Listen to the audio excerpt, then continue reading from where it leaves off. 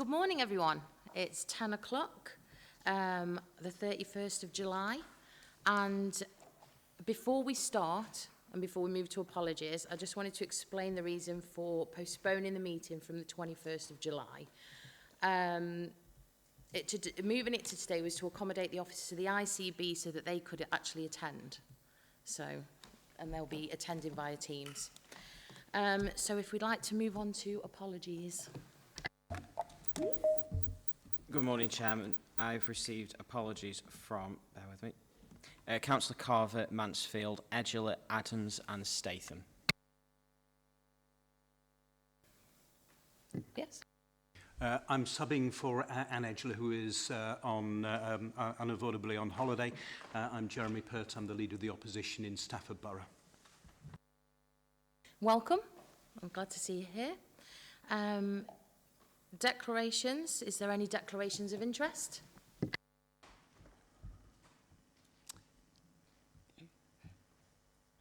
Councillor Brown? Yes, I need to declare that I work at Samuel Johnson part-time, but I have no other interest in the cardiology issues that we're going to possibly discuss later. Okay, thank you very much for letting us know. So we're now going Sorry, just a quick one. I want to declare that Samuel Johnson is in my constituency as well. The Samuel Johnson Hospital. Thank you. Thank you for letting us know, Councillor Wallins.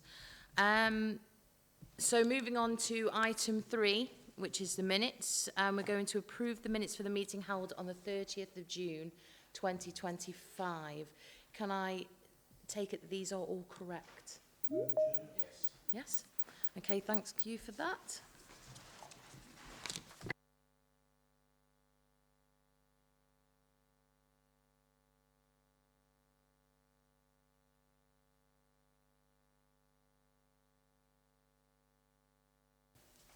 Now, I'd just like to take a moment before we go on to the next item, which has concerned me. At the meeting on the 30th of June, we specifically requested for a full breakdown of the monetary values in specific areas where the ICB is removing over 300 million in funding. We also asked for a detailed risk assessment outlining how these cuts would impact not only the residents of Staffordshire, but also staff across each department and the services to be delivered. These are fundamental questions that go to the heart of our responsibilities, and they remain unanswered. We accommodated their request to move the meeting back to today due to officer availability, which gave the officers an extra 8 working days to provide us with the details which we, the committee, requested. What we have received from the ICB, quite frankly, beggars belief. A single-page report accompanied by a 5-page presentation falls dramatically short of the standard expected for the matter of this significance. The documentation provided lacks the depth, clarity and transparency necessary for us to carry out our responsibilities effectively. As scrutineers, we are tasked with making informed decisions in the public interest. Yet the information before us offers neither the insight nor the substance required to do so responsibly. I will be asking further questions on this, as I'm sure the rest of the committee will want to as well. I also note the lack of information relating to the hospital trusts and their requirements to making savings. I will therefore be proposing that each trust present to us how they will be making those required savings at a future meeting. And with that in mind, I will pass over to the officers at the ICB to present their report.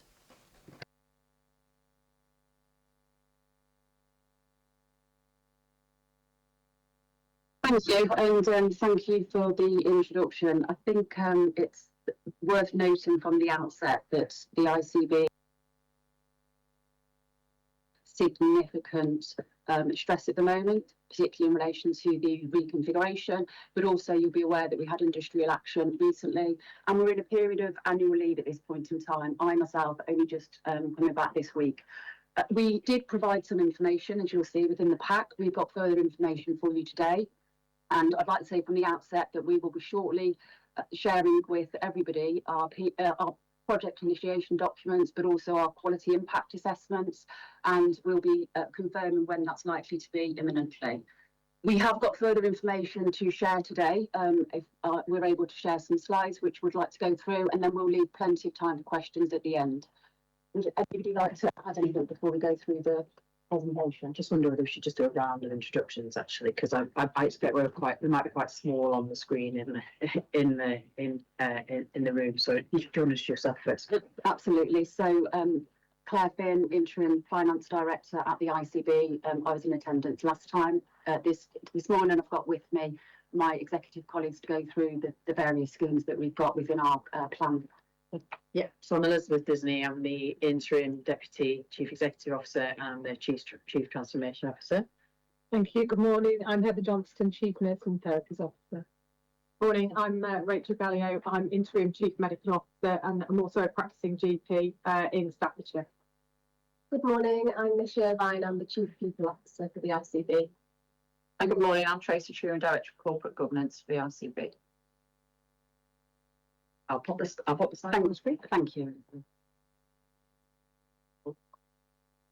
I don't know if it's just me, but I can't catch half of what they're saying. Sorry, are you having problems hearing us? Yes, it's the speakers inside the room. It's very loud.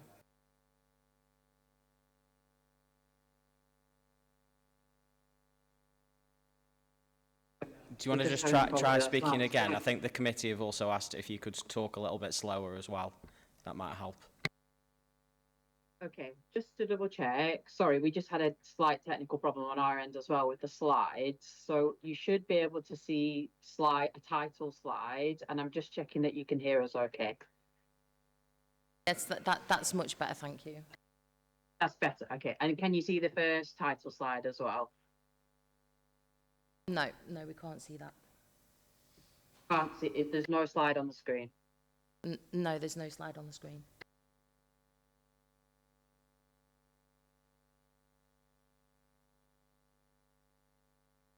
There was one moment. Apologies, we're not in the room that we would normally use. We try sharing one more time, and then if it doesn't work, we'll just have to use the slides. So sorry. Try one more time.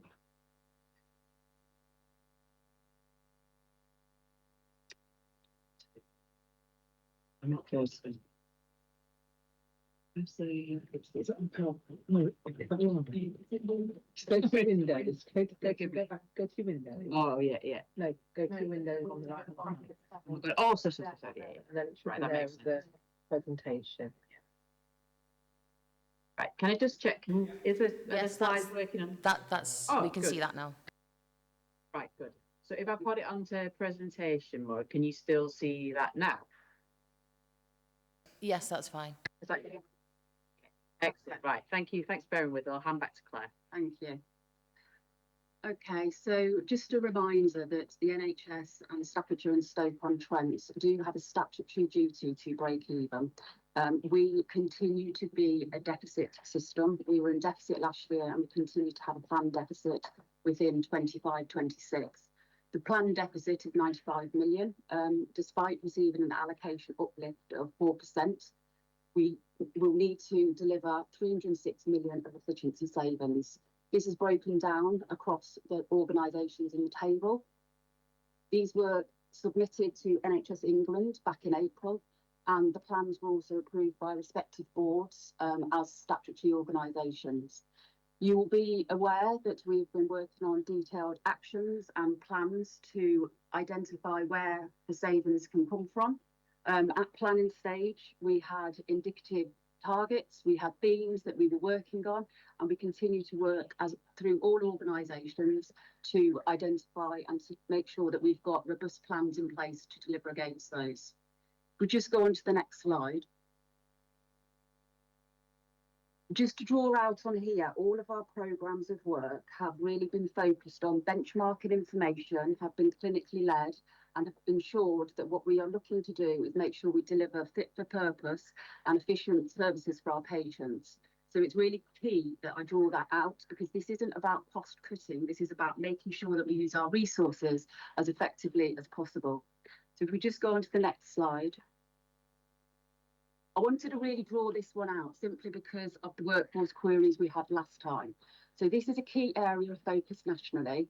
We know that we've had significant workforce growth nationally, and the above graph shows the movement within Staffordshire and Stoke-on-Trent. So you will see from 1920 to the current financial year, there's been circa nearly 5,000 increase in our whole time equivalents. And you'll see the majority of that hit within 2021, which was during the COVID pandemic.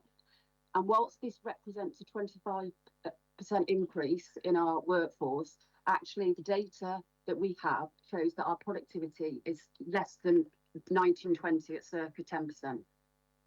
So we really need to focus on this. It's not acceptable, and that's the key areas where our workforce will continue to focus on our CIP schemes.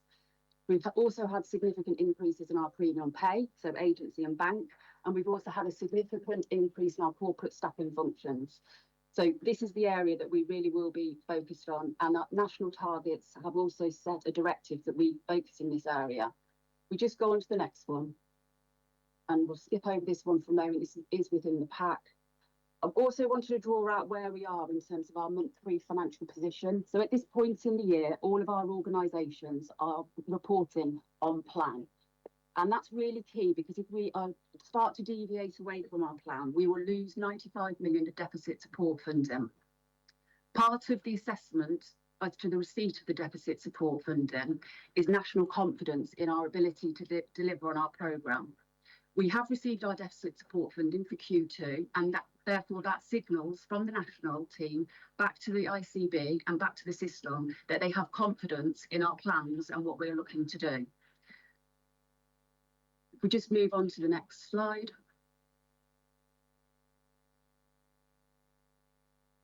And I really wanted to draw this out today because a number of the schemes are very transactional in nature. So of the 306 million, 169 million of the system total will be delivered by the ICB to the Integrated Care Board, of which 23 million relates to nationally defined planning items. So this is where we will be applying efficiency requirements to providers outside of our system, and it's just a straight pass through. So we've already accounted for that, and it's already within the position. We have 18 million relating to non-recurrent technical accounting items, again, very transactional in nature, and we've already delivered on this and transacted it. We also have a range of areas around just basic financial governance and controls and non-pay procurement, where we'll be ensuring that we're getting the best price for some of our products. You'll see there that we've got our running cost reduction, so £11 million is associated with the reduction in the ICB running costs, and we've also got 14 million associated with back office functions and actually making sure that we're not duplicating our back office functions such as payroll, transactional finance. There's a whole range of services which are not clinical services, and that totals about 72 million. The rest of the programmes touch upon a number of areas such as continuing care, prescribing, planned care, mental health and community transformation. I've asked the colleagues to come along today to talk through some of the schemes in detail and articulate what we're actually doing to improve improvements in clinical pathways, make sure that we've got more efficient access to service through redesign, and also make sure that we're not carrying out procedures where there's no clinical evidence base. So I'll pass over to Elizabeth first to take us through some of the areas that you're responsible for. Yeah, so I'm going to just start to talk about the areas around mental health and community transformation, and then I'll pass over to Heather, who will talk about continuing health care. So included in the 8 million of efficiencies for mental health are, there's 3 things. One is around a reduction in our out of area placements, and that's where, unfortunately, sometimes what we find is that the capacity we've got in beds within our system isn't enough to meet the demand for those beds, and then individuals have to be placed outside of our geography. Now, that's actually not good, I would suggest, for the individuals or their families, because they're placed often further away from home. It's more difficult then for families to visit. And so it is regarded as a quality measure, out of area placements, but also the out of area placements cost us more. It means that we're paying for the beds that we commission within our system, and we're also having to pay for additional beds outside of the system. So we think through reducing some of the delays that we do see in discharging or for mental health patients that are in mental health beds that are ready to be discharged, clinically fit to kind of move to a different setting, we think that by reducing the delays, we can reduce the out of area placements, and that will bring down our expenditure. So I'd hope that you can see that that's a kind of quality metric.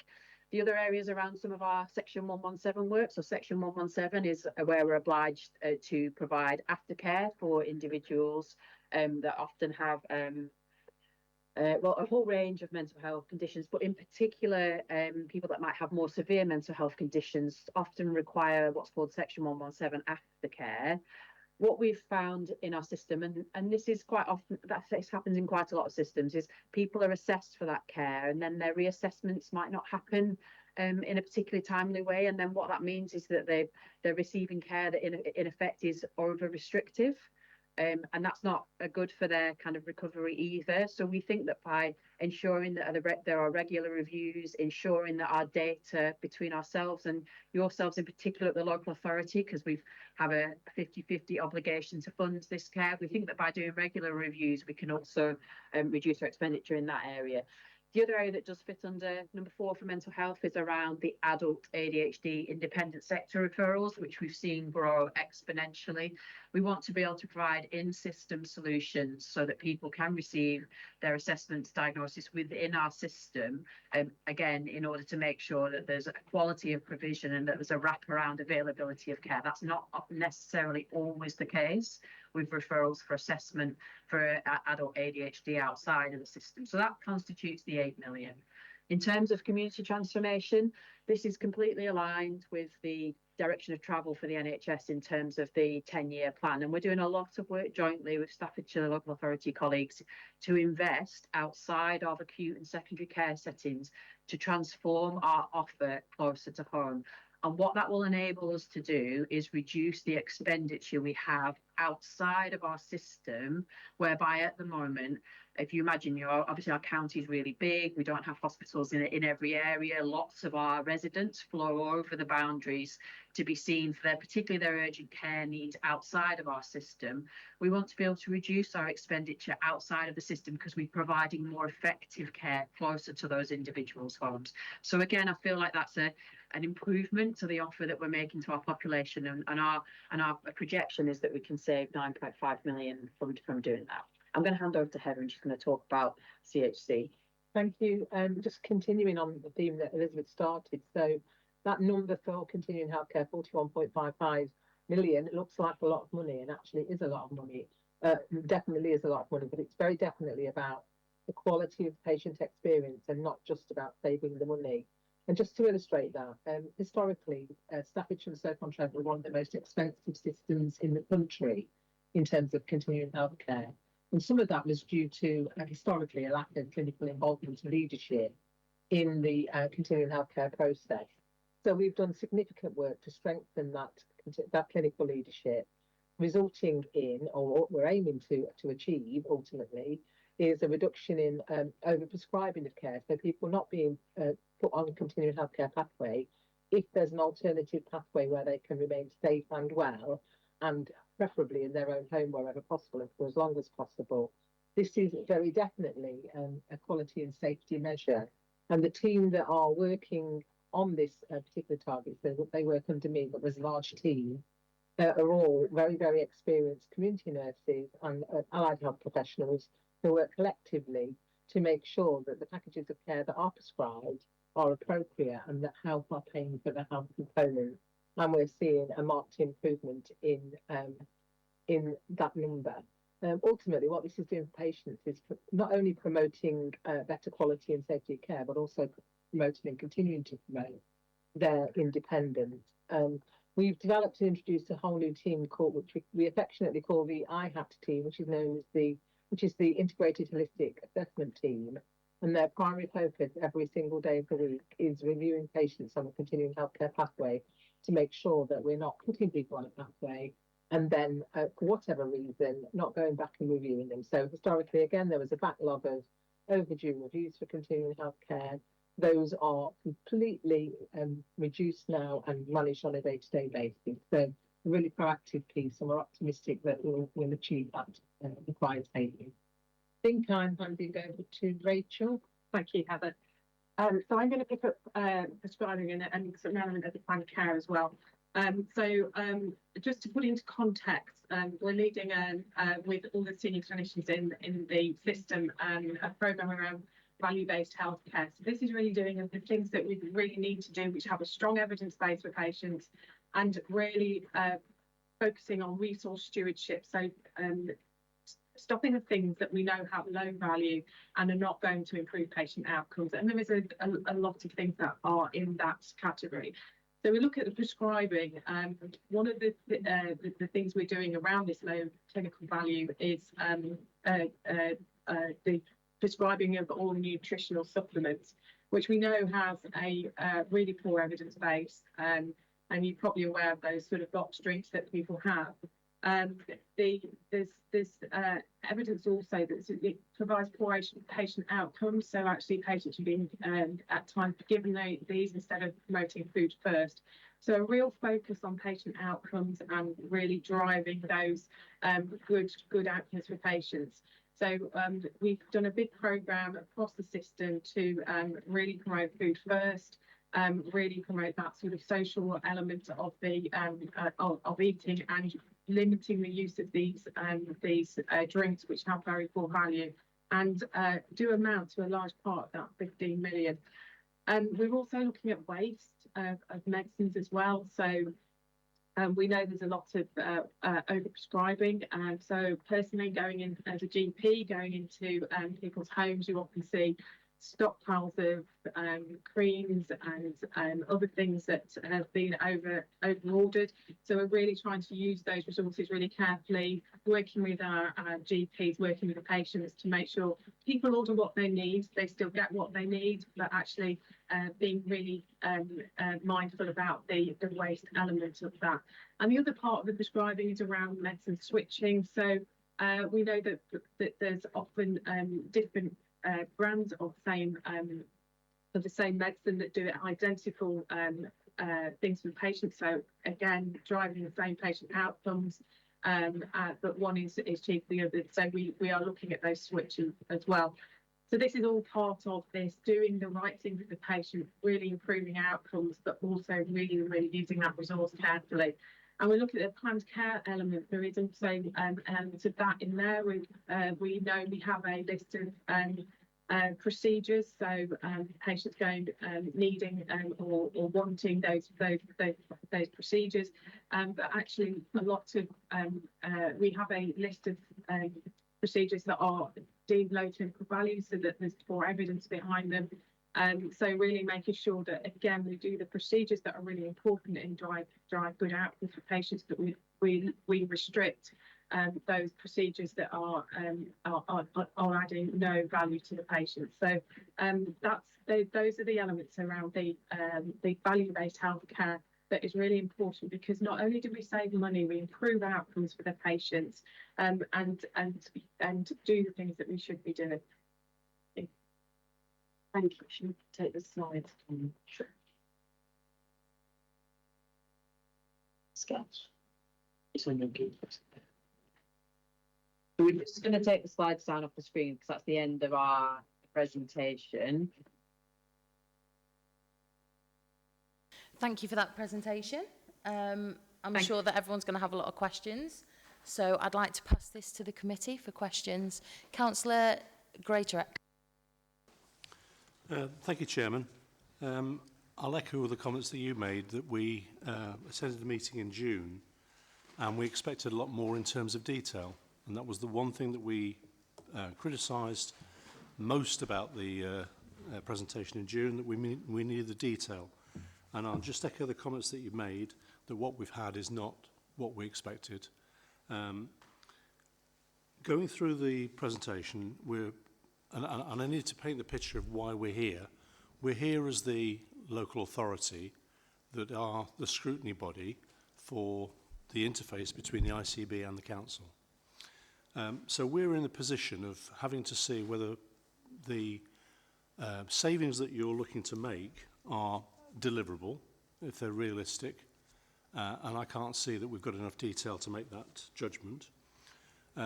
We are a critical friend to be able to assess whether it's the right strategy should there be something else that you follow rather than the direction that you've gone. And as a critical friend, say what's good and what could be better, and maybe give some pointers and direction. Primarily, the issue about scrutiny is checking whether there's anything that we can see which will affect our residents or patients, whichever you want to call them, and particularly because we're a local authority responsible for care services, whether there's an interface issue which will cause us as a council problems. And there is nothing that we've seen in the presentation that gives anyone more information. The sound is not good, but I tried to make a note of things that would justify feeling more confident that there's something there that suggests there is a saving of 169.9 million or 8.2 of your system funding. The presentation's got a very good pie chart that said that the biggest slug of saving will be demand management referrals, followed by pathway transformation, followed by medicines efficiency. And you have covered some of those details. You've talked about alternative care pathways. You've talked about stopping things of low value, whatever that means. There was some mention of nutritional supplements and stopping medicine over orders. Now, I can't get from that to £170 million worth of savings. There's just not enough detail to sign this off. And I say sign this off, if something goes wrong in terms of how the ICB goes about delivering a plan, then we as a local authority would be asked, well, where was the scrutiny? Where did you have some assessment of whether this was deliverable, realistic? You know, the SMART. I'm not going to go through all the 5 letters of SMART, but you must know about SMART. And we haven't got that information. So I can only echo what the chairman said, that this is not what we expected, and we're not in a position of doing much to be a critical friend.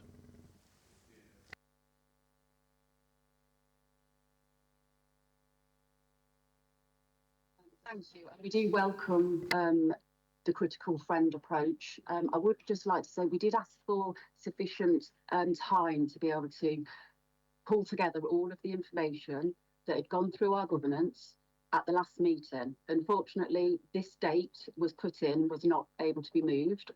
So we've come here today to update you in terms of where we are.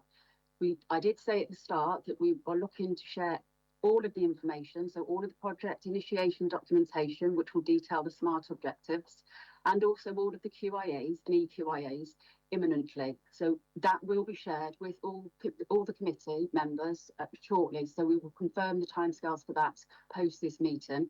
And then you'll be able to go through all of the detail in terms of making sure that you feel assured yourselves. It would be also helpful to get an understanding of the local authority action plans and the impact assessment so that we can carry out a consistent analysis across the NHS and the local authority to ensure that some of the actions that are being carried out also don't necessarily have a detrimental impact on the NHS. I don't know if anybody else wants to add anything there. I think there's just something about revisiting perhaps some of the information that we provided in some of the slides this morning about the breakdown perhaps of the savings plan. So I think on the last slide that we shared on the screen, I think the way to think about that is there's a significant portion of the savings that we have to make as an ICB, which are about financial control and technical work.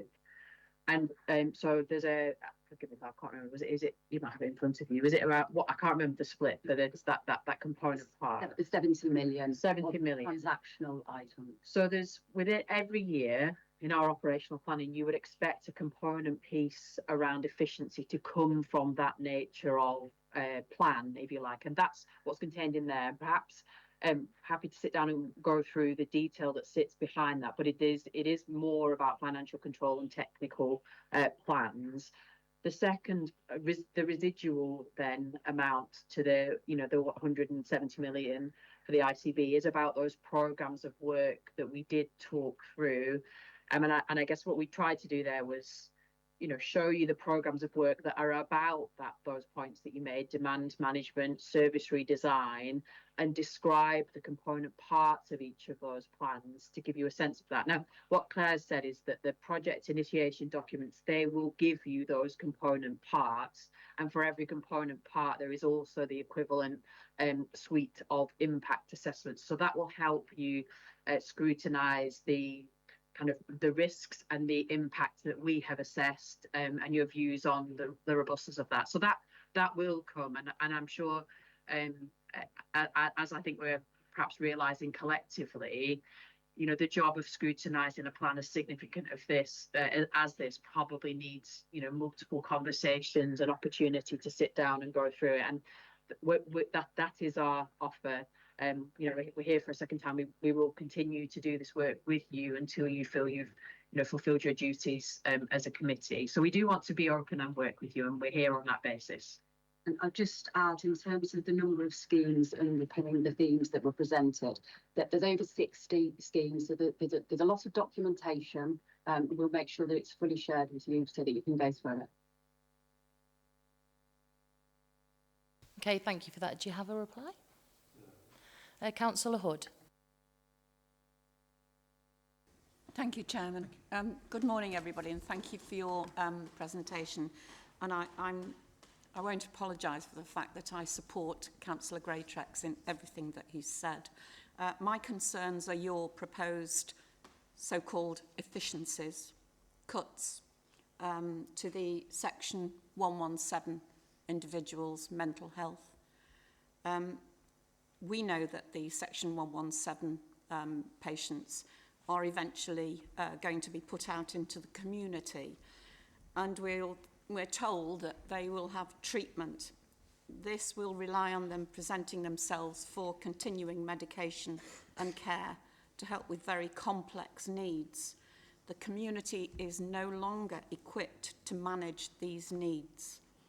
Residents presenting themselves for housing needs as they've lost their homes have gone from 40% to 70%, with poor mental health cited as a reason for being homeless, nearly double the national average. You're now telling us of cuts to our mental health services. Community nurses have huge caseloads. They cannot cope.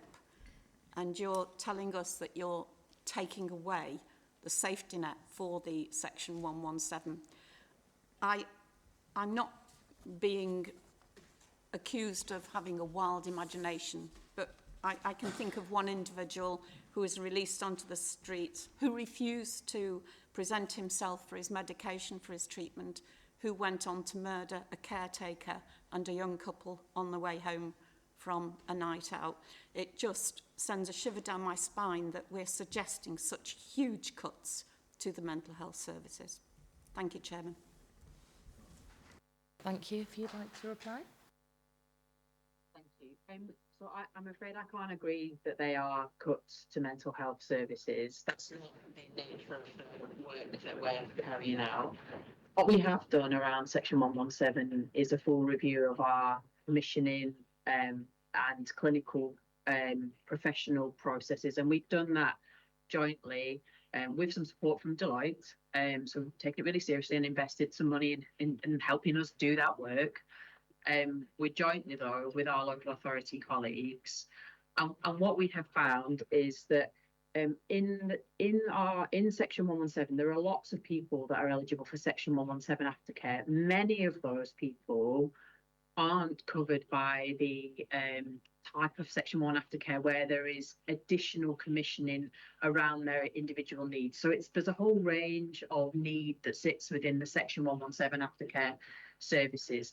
And what we're really talking about is making sure that our assessments of people's need is done regularly in order to make sure their care is as it should be when it needs to be provided in the ways that helps and promotes people to full recovery. Quite a lot of the review around Section 117, which I'm also very happy to share with the committee, found that we've got issues in just our data processing and financial control too. So that's nothing to do with the kind of levels of provision of services, and it's much more about how we commission and then sort of pay for that commissioning between both ourselves and the local authorities and with the providers of that care. So I'm really clear that our plans don't represent cuts to services. They represent us ensuring that we get best value so that we can continue to provide Section 117 care to the people that most need it. Can I just add to that in terms of just picking up the comment about cuts? So our plan is fully compliant with the nationally set mental health investment standard. So we've met this, we met it last year and we plan to meet it this year, so, which demonstrates investment in our mental health services. Do you have a follow-up? Thank you, Chair. Yes, I take on board what you're saying, but I just want you to take back the message. We no longer have the houses to home people with complex mental needs. We are swamped with applications with housing needs, and it's very, very worrying. Thank you, Chairman.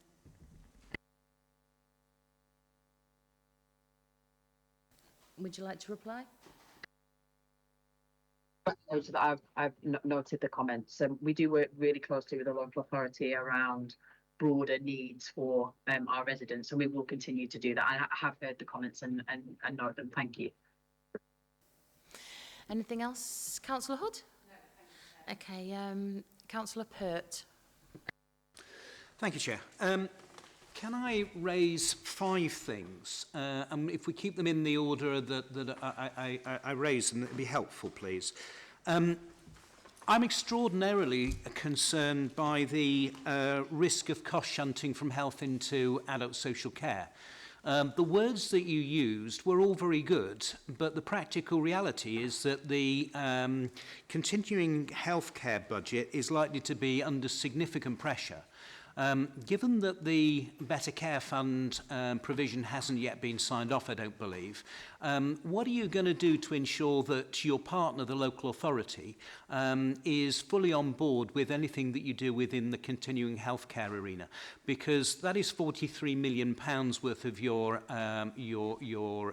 proposals, and if all you're going to do is to cost shunt, that doesn't really actually achieve anything. So that's my first point. My second point goes into the lack of system metrics. It's all very good and well to present a cost-saving budget, and I heard what was said about the ongoing cost savings. But the thought that you're going to take 8.2% out of your operating budget without it affecting frontline services is for the birds, frankly. And I would like to have seen some operational metrics, because what we all know in this room, and you know as well, is the system is under pressure. It's difficult to access primary care. It's difficult to access urgent and emergency care. There are long waits for referrals. There's long waits for operations. And frankly, you know, the thought that you're not going to affect any of that, I think is far-fetched. And I would like to have seen against each line what the current metric is, what the national metric is, and then what it will be after you've implemented what you're proposing. Because I think without that, we're just looking at numbers, and actually I'm much, much more interested in people. And that seems to be the discussion that hasn't happened here, and those two link back together. Whilst I'm talking about people, the metric might have changed in terms of the vacancy rate within the system overall, but last time I saw it, it was about 10%. So the thought you're going to take £102 million out of people, whilst not affecting frontline services or operations or anything else like that, I'm struggling to understand how that all stacks up. Please help me.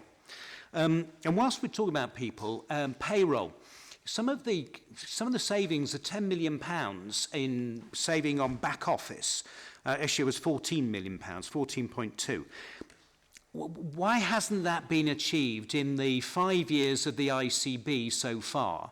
And what actually have you been doing? Because it does raise some really important points in terms of, you know, running the operation. Because I look at the numbers of people within the ICB, and it's just mushroomed. It's become an industry. And that industry hasn't been delivering savings, and those savings should be the reason why we're not in a mess. And actually where we are today is in a real mess.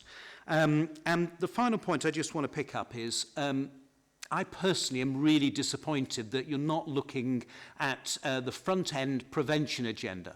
You know, public health has a real role to play here. If you are permanently trying to put a sticking plaster on the front door of the system, you're never going to solve this one, guys. You need to look at a prevention agenda which focuses on public health. And there is no discussion in any of these papers about what the overall system benefits are. So frankly, I'm disappointed with what I'd seen. I thought the system was more mature and had a better approach to many of these issues.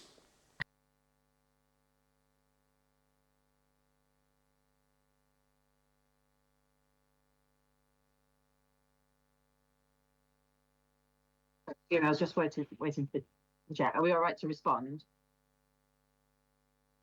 Yeah. We can't hear you now, Jeremy, but we did. Oh, it's because your microphone was off. Okay, thank you. Sorry, we're just having some problems with the sound. I think it's when the microphones don't connect through the sound. Apologies. So sorry, we just went on mute for a moment, just because we were just working out who's going to be able to respond to the questions. I just wanted to do a brief kind of overview. Jeremy, I really welcome your questions, and we are going to take them in the order that you presented them. What I would say is that I guess what we have presented today is what we were asked to present on. You are right, some of the things that you've asked about are not contained in the slide deck. That's, I guess, because we were focusing on a certain scope of presentation that we were bringing back today. But I want to assure you that all of the things that you've talked about, we'll go through the questions in a minute in detail, but all of the things you've talked about in terms of metrics, some longer term thinking around back office functions, our approach to prevention, they're very much part of our broader plan for delivery in 25-26, because the presentation we brought today was largely about the focus on the efficiency and savings programme. It represents a part of what we must deliver as a health and care system in 25-26. So some of the things about prevention, for example, are not included in the presentation, but very happy to talk about them in a moment. So I'm just going to hand over to Heather, who's going to start answering the 5 questions, starting with CHC and the concern that you have around the relationship between the ICB and the local authority in terms of costs. Thanks, Elizabeth. Yeah, thank you, Jeremy, for your question. Just to say, really, it's not cost shunting is the bottom line. So we had these conversations when the work first started, and I think there was an impression in the early days that was what was going to happen. But as a direct response to that, we've worked really, really closely with colleagues in local authority, and actually just in the process now, we're finalising, ready for approval, the protocol which demonstrates how we jointly fund packages. And that takes away the risk of that cost shunting. So what we're actually doing is truly applying the CHC framework in the way it's intended to be applied, and working with colleagues in the local authority to make sure that cost shunting doesn't happen. Where there are extraordinary cases, and there's been one in the last week, we have direct conversations between very senior members of both organisations and reach an agreement in terms of the approach to make sure that ultimately the patient receives the care that they need and absolutely should get, and that we're not bickering in the background about the funding whilst we work out the move forward in terms of the ongoing funding of that package. So I'm just going to hand back to Elizabeth now on the DCF. So Jeremy, just to answer the sort of second part of your first question, which was around the Better Care Fund, just to really clear, the plans for this year have been signed off. There was a condition on the plan that we're working through around clarifying some of our expenditure around the discharge fund, but that the plans have been signed off for this year, and there has been increased levels of investment from the ICB in particular in the additional contributions. So the plans for this year are signed off, and we're working through the work that we're excited about in those plans through the Joint Commissioning Board.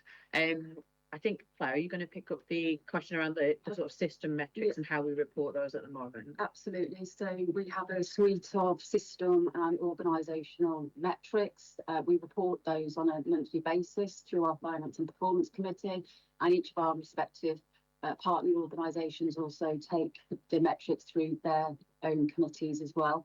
They are published as part of our monthly board papers, and they're readily available, so we can circulate the most recent sets, but you can access them on our website, so they're they're ready, they're available to access whenever the committee would like to. Okay.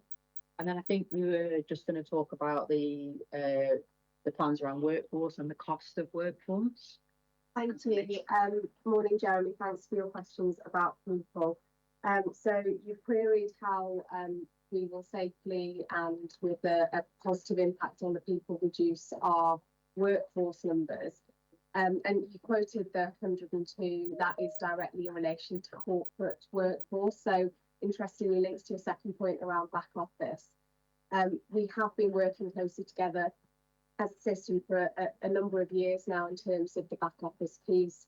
We do acknowledge that there are a number of functions that we need to go further on, that we could work more collectively on, and that we need to find efficiencies for that. And what we need is the process and the IT and the communication channels to be open in order to do that. And what we've now got is that there's a very specific scheme that fits within the provider collaborative within our system to actually lead on the back office piece with very specific financial targets associated with that, in order to make sure that those are the right decisions that we make.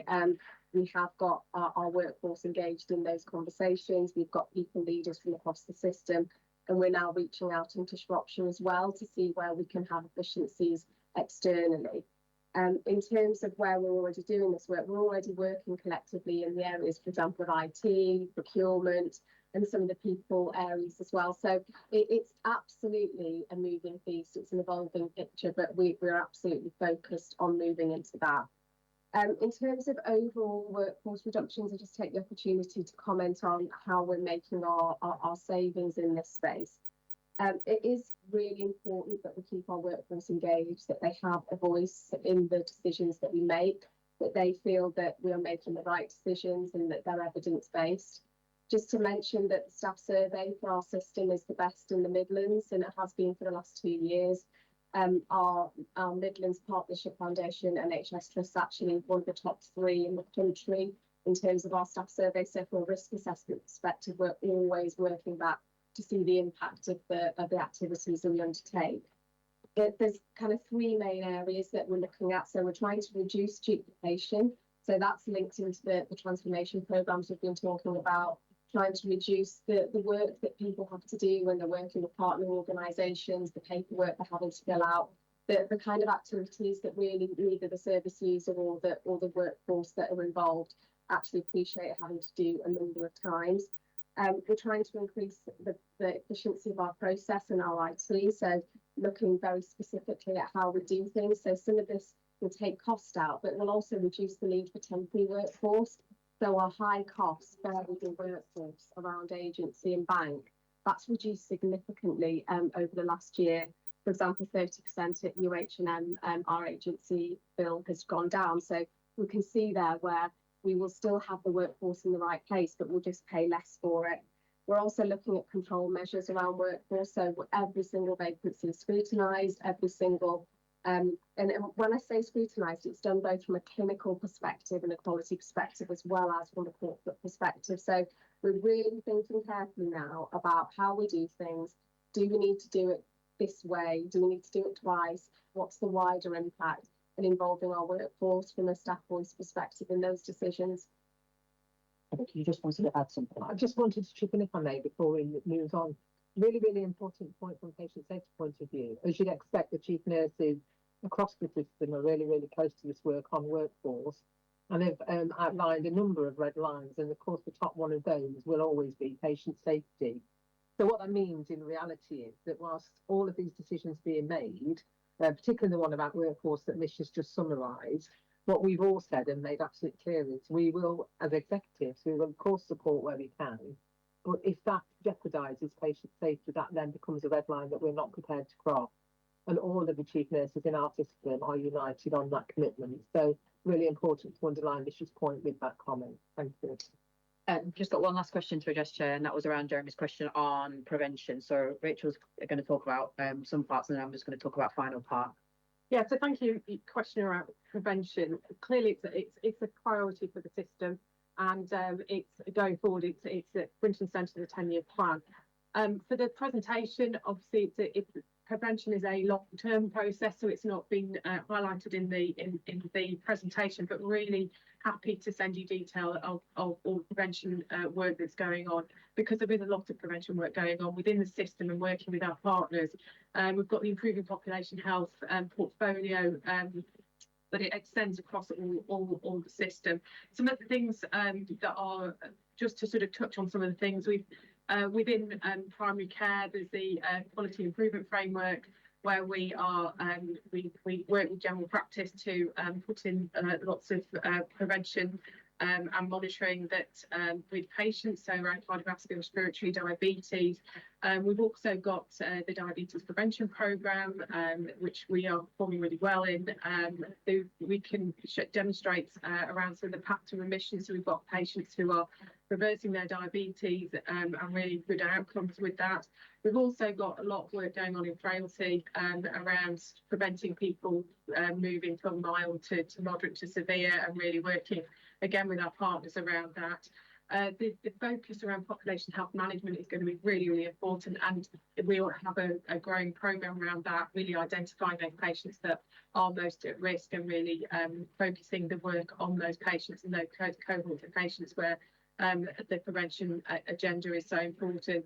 I think as we work through to neighbourhoods, the neighbourhood agenda again, which is in the 10-year plan, around long-term conditions, lots of work going on to support patients, things like sort of cardiovascular prevention, lipid management, blood pressure management. There's many things that I could talk about, but I think that if you want more detail, happy to give that going forward. But for the purposes of this presentation, it would be a presentation in itself that we could very happily talk to you about.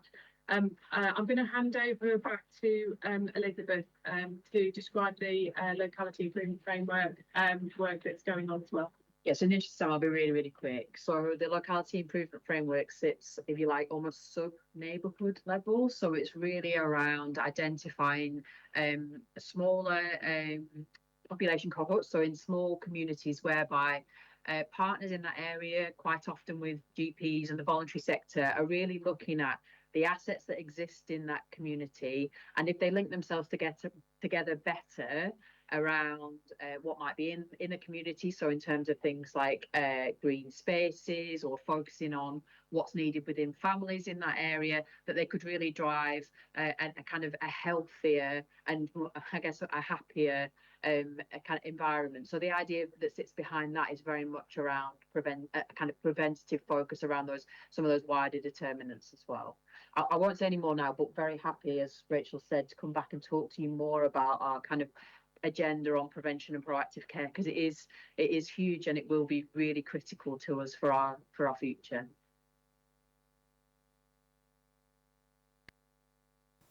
Thank you for that. Do you have a... Thanks for the response. I would welcome seeing those board metrics. I think the rest of the committee would as well, and maybe on a regular basis, please. I understand the point you make about the burning platform for collaborative working. It's just a pity that platform, which has been burning for so many years, because this isn't new news about the system deficit. It's a pity that we hadn't taken those opportunities. I'd welcome seeing the alternatives that you reviewed that you didn't decide to take forward in terms of your cost savings, because there must have been some other programmes, and it will be worthwhile seeing those, understanding that you haven't taken those forward. And I think your suggestion to put this on the prevention on a forward agenda for this committee, I think makes a lot of sense. Okay, thank you for that. I'd like to ask Councillor James, do you still have a question? It's Jones, actually. Close, but it's on an angle, so I'll let you.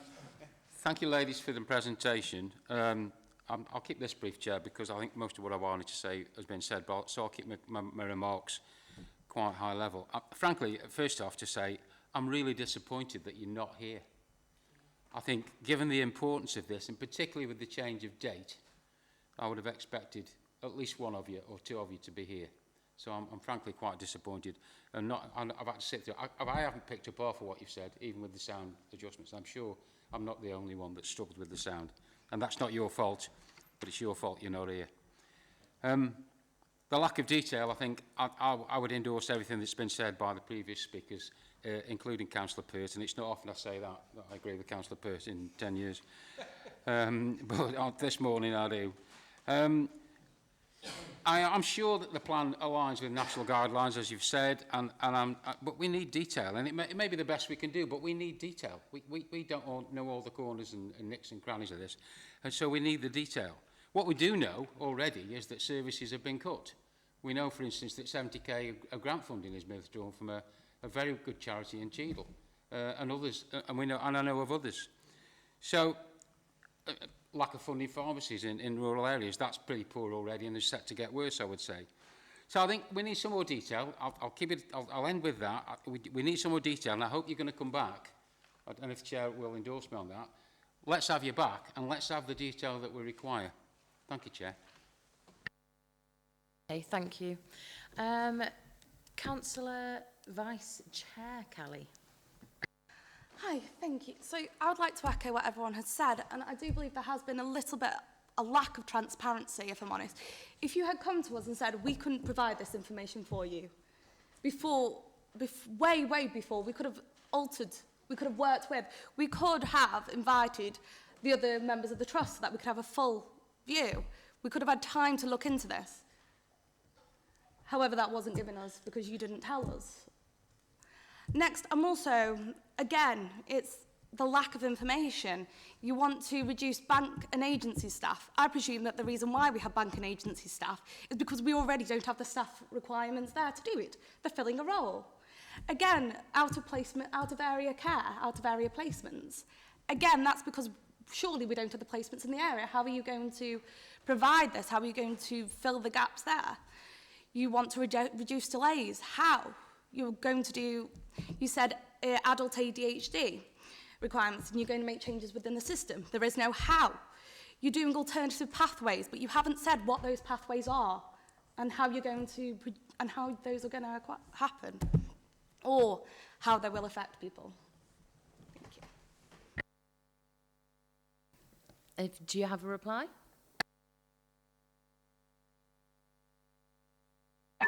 And we know the organisation today is unfortunate. Yeah, I have spoken with the officers around why we're here, and we're actually in a room in Keele that we need to be here because we need to be somewhere else very rapidly at the moment. Also coming off the industrial action, I think there is an issue of timing. Happy to work with all the, as ever, with officers and the chair on ensuring we get the timings right, and you may want to consider workshop, because there could be hours of discussion on this matter. So more than happy to work with you. Apologies we're not there in person. It's usually my commitment that I'm always there in person, but today at this time none of us could have been there due to the commitments we have to go to following this. Thank you. And just to confirm, as we've said throughout today, we will be sharing all of the detail imminently on schemes that we've put forward, noting also that we will share some of the other the schemes that we haven't taken forward. I'd note that comment as well, so we'll make sure that you receive that. Okay, thank you. Councillor Wallins, please.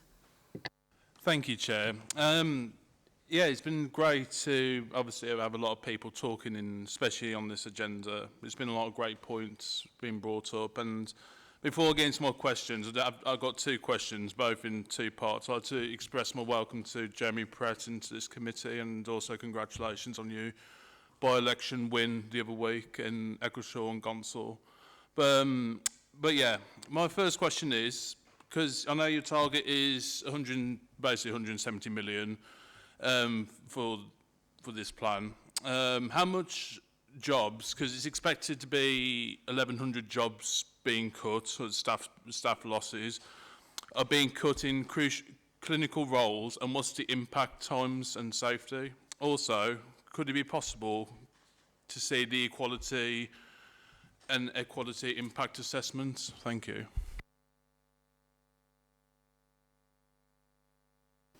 Okay, would you like to answer? Yeah, I'll just pick up the last point. So in terms of the quality impact assessments, yeah, absolutely. All of the EQIAs will be shared, as we've said throughout today. just in terms of the 170 million that relates to the ICB that you just referenced, so part of that is 11 million as a result of the ICB reconfiguration. So as you'll be aware, there was the announcement where we have got to reduce our costs by 50%.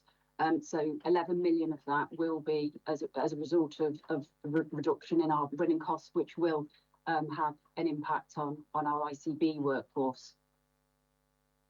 And in terms of the reductions, I have it here at the moment in terms of staff group breakdown, so I'm happy to, and I meant to say actually when I was talking in response to Councillor Kurt's question, that we do have a slot to come as workforce to go through a lot of this detail with you. I think it might be in October, but in terms of your specific question now, the total workforce reduction is 1,098. Now, of which there are reductions in medical and dental of 54 and 411 in nursing and midwifery, and there are 66 within AHP areas. Now, understanding that that is our total workforce numbers, so that will include colleagues that decide to leave due to turnover, due to retirement. That also links to the temporary staffing question. Now, what we mean about the temporary staffing reduction and why we need that to happen is because agency workforce is significantly more expensive. Bank workforce is a very similar cost to NHS substantive workforce, but what we've heard repeatedly from our staff is that actually they don't appreciate having so many temporary people working in their services within the wards on the basis that they need and want to have a team that are the same team that they work with. So what we've decided, and based on also national very specific targets about temporary agency and bank reduction, is that the majority of those workforce reductions will come within either the corporate but also the temporary workforce. And I think I might have covered earlier on a little bit about how we're doing that and how we'll ensure that it's safe and that our workforce have a voice in terms of moving that forward.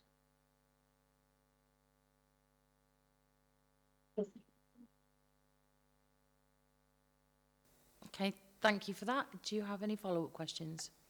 Yes, I do, Chair. Thank you. My second question I want to ask is, are rural areas in and around the Lichfield and Burntwood area facing disproportionate cuts, and will services get worse for residents already travelling far to get the relevant care that they need?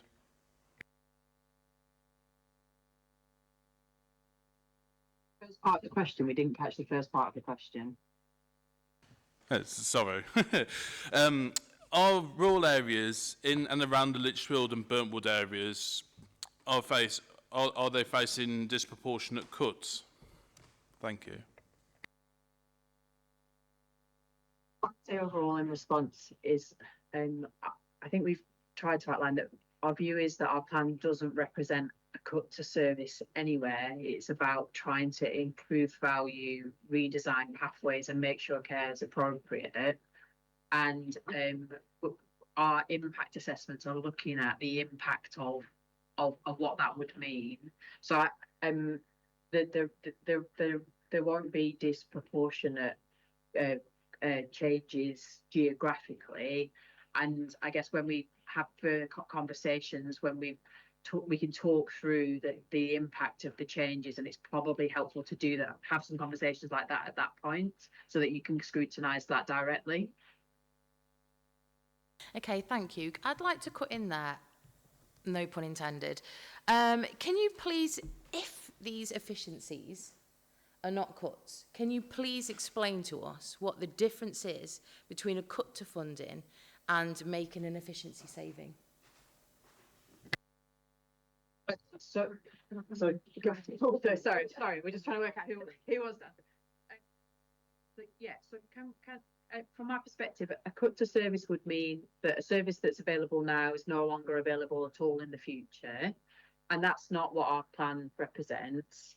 I think Claire wants to come in around what it might mean in terms of the approach that we're taking financially, and I think Rachel probably does want to comment on it from a clinical perspective about the point earlier that she raised around creating value in the system. So we just hand over to Claire and then on to Rachel. Yeah, so Earlier in the presentation, I referred to the fact that we've actually had a 4% uplift in our allocation. The difficulty is that as we continue to see demand rise, in the context of the fact that we know that we are carrying out and we are wasting our expenditure in areas that we know we shouldn't be wasting our money in, that then demonstrates the efficiency requirements and the savings that we're looking to make. So we have had an uplift. We know that if we continue to do things the way they're currently doing them in very costly ways, that won't be sufficient, and therefore we need to look at reducing those costs in those inefficient areas and making sure that we're adding value for patients and we're seeing the right patients in the right care settings with the right staffing and the right capacity. I'll hand over to Rachel in terms of, because I think it'd be helpful just to talk about value. Yeah, so I think it's a really important point within our system that we use the money wisely for the best possible outcome for patients. There is a national statistic that describes how about 20 to 30% of what we do adds no value to the patient. So just to describe that, so if we are doing a diagnostic test, so say an ultrasound that doesn't need to be done because the criteria isn't met and that won't change what we do with the patient. It involves the patient going to the hospital, it involves using that ultrasound, the staff, the carbon impact of that, all of that. So we need to make sure when we're doing a test or using a medicine or asking the patient to have a procedure, that we're actually doing it that will change how that patient's health is, how their quality of life is. So it's really, and actually we don't want to cause harm in that process either. So if we subject somebody to an X-ray that they don't need, that's radiation that they're being subjected to. And we know it's not just a local problem, it's a national problem that actually we use diagnostic too much, we take blood tests too much. So we're driving a program at the moment where we say when we advise a test or a procedure that we are doing it so we get the best possible outcomes for those patients. Some of the way that we've designed the program is we're looking, so I've already described medicines, using the medicines most appropriately. We know that we've got a lot of elderly people on loads and loads of medications. Actually, the polypharmacy that we described actually might cause them to fall over. That's a really poor outcome for the patients. So making sure we use those medicines. We can take medicines off and actually improve patient health. If we think about diagnostics, like I've described, using them wisely so that we're not subjecting people to unnecessary investigations. And then there's the pathway. So we know that we often duplicate in hospital and in primary care across pathways, and it's about driving out those duplications and making our use of the Staffordshire Health Pound really work well for our patients. And there are lots of opportunities for us to do this. I mean, we talk about blood tests. We know, you probably know about the diabetes blood test and HbA1c.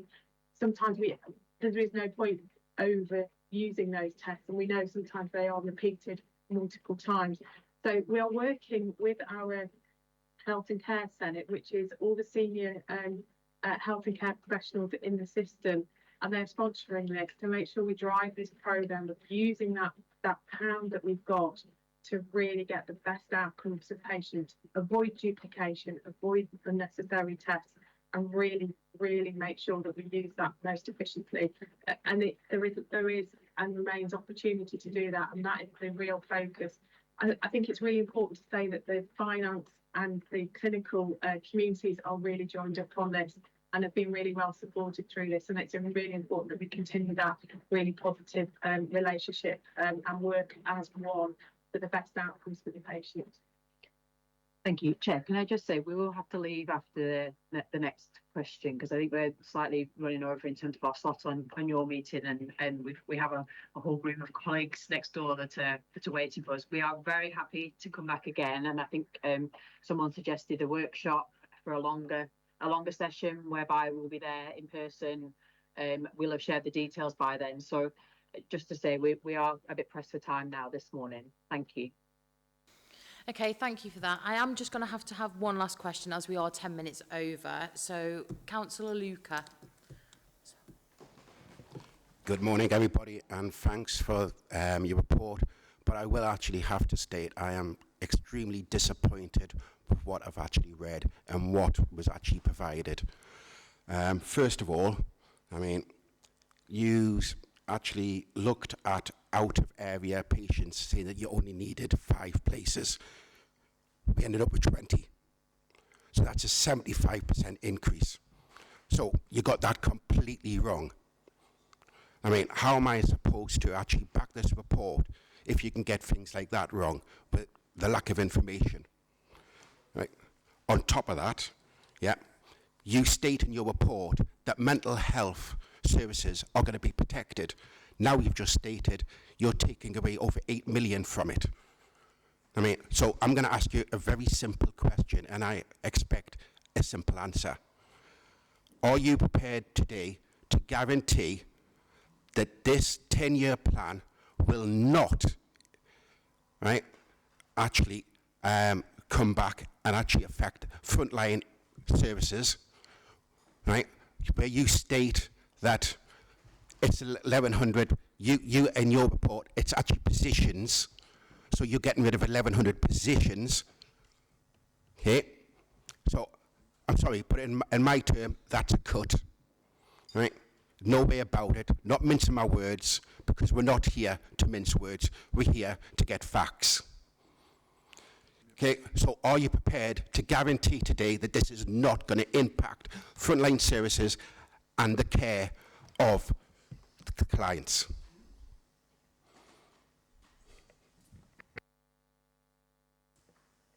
The question's about whether our plan is what will or won't impact frontline services, just to clarify, or about the 10-year plan. Excuse me. Right. No, what I'm actually saying, yeah, user said that in this report it won't impact frontline services. Obviously, I mean, for the information you've given, it's quite clear, even from the lack of information you've given, that this is a disaster in the making. Yeah. Now, are you prepared today to guarantee that this is not going to impact frontline services and the care of patients? Thanks for the clarification. What I would say is that there will be changes to our services, but we think the services will be changed in a way that's necessary, appropriate, and positive in the ways that Rachel, in particular, just described. So we are intending to improve our quality of our offer, you know, not kind of over prescribe, ask people to attend unnecessary appointments, ask them to be placed outside of the system when we could have cared for them within the system. So it does signal a change to our services, and we're really happy to sit down and go through what that means at a future session. But what we think we are putting forward is a plan that improves largely the quality and the efficiency of what we can deliver for the allocation of funds that we receive as an NHS. And that's the spirit and the intention of the plan.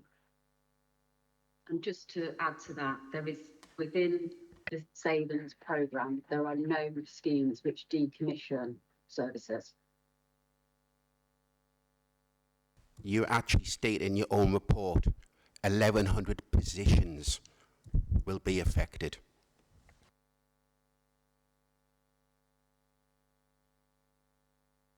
I presume that you're referring to the 1,086 full-time equivalent reduction associated with this year's operational plan.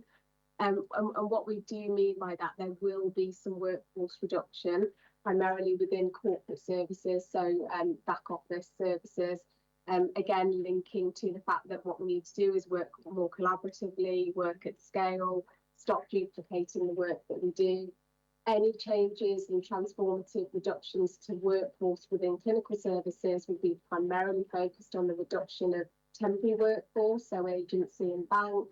We're looking at every vacancy to make sure we absolutely need that vacancy, and any other reductions will be absolutely clinically QIA'd and EQIA'd to make sure that they're safe.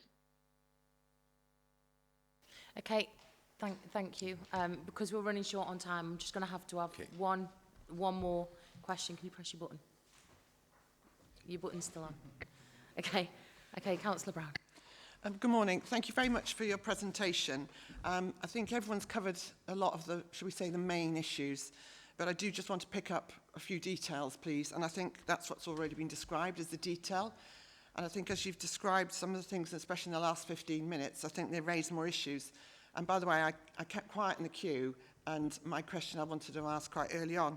So the detail. So just a couple of points you brought up were that, like the drinks that are of poor value.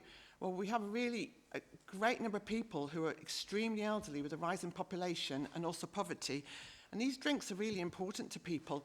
So at another time, I think it would be really interesting, how do you come to the decision of restricting or eliminating these drinks? Which then brings you to things like restricting procedures, the communication for this, and what restriction of procedures are you talking about? And then you bring up the fact that you say an ultrasound or a chest x-ray is not necessary. Well, can I bring to the fore that a negative ultrasound or a negative chest x-ray can be invaluable for the clinician, but invaluable for the patient, both physically and mentally. And I think sometimes people have the right to these examinations. Also, I know there's extreme waiting lists and shortage of staff, especially for things like ultrasound. But I think to throw out a detail like this, when we have got a lack of detail, that might not seem... Also, dispensaries. You said the GP is going to surgery, going to visit patients in the community. I think people know quite distinctly that there seems to be quite a lack of GPs visiting patients. Then you say there's a stack up of drugs in people's homes, but I thought that was something of the role of the dispensaries and pharmacies to check what is going on and that repeat prescriptions aren't made. So, like I say, these are very soft points, and I could go on, and I won't now. And just to say, following Councillor Pert's thing, I always remember, going back some 30-odd years, prevention's better than cure. And I think that is something that we do want to hear about in future. So thank you very much, and I'm not sure if you've got the time for the answers today. Okay, I see. I'd just like to say, I see that everyone is burning with more questions, and I understand that you probably don't have the time. However, if you'd like to keep those points, because I am going to request that the details around the prevention agenda from the ICB perspective, I would like to request metrics around the proposed efficiencies.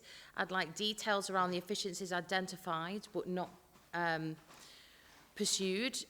I'd like a further report with more detail in the information as the efficiencies from the ICB and the hospital trusts at future meeting. I would also like to call another meeting so that any unanswered questions and any more questions that need to be asked, they will be asked at that meeting. And I'd like it to be slightly longer, because it seems that an hour didn't seem long enough. So it's one thing can I mention, Chair, as well? Can we also say the equality and inequality impact assessment as well, please? Yes, that's a good point, yes. The slides that you provided today as well also did not match the ones that we received. Could we have those slides as well, please, that were given to us today? They weren't the ones that were sent.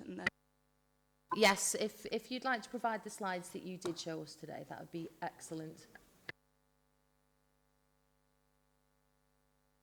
Also, sorry, I do apologise, I forgot, when would you be available to come to see us here?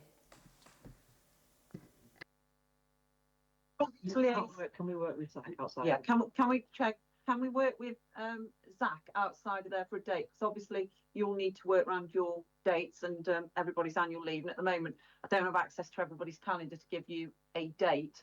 I don't know when your next committee meeting is. That perhaps may be too short for the date, but we have got the information, which is considerable. And you might want to think about how long you want to take to digest the information. I have sent Zach an email saying about that, how maybe you would like to do that. So quite happy to take that offline, Chair. Okay, yes, that's fine. Zach has agreed to that. So if you'd like to give him the dates that when you can come and actually speak to us, that would be excellent, with all the information that I've now requested and that the committee has also agreed that we actually need for this, and it really does need looking at properly with the proper information and with the full amount of information that we've asked for this time. I'd very much like that. Thank you.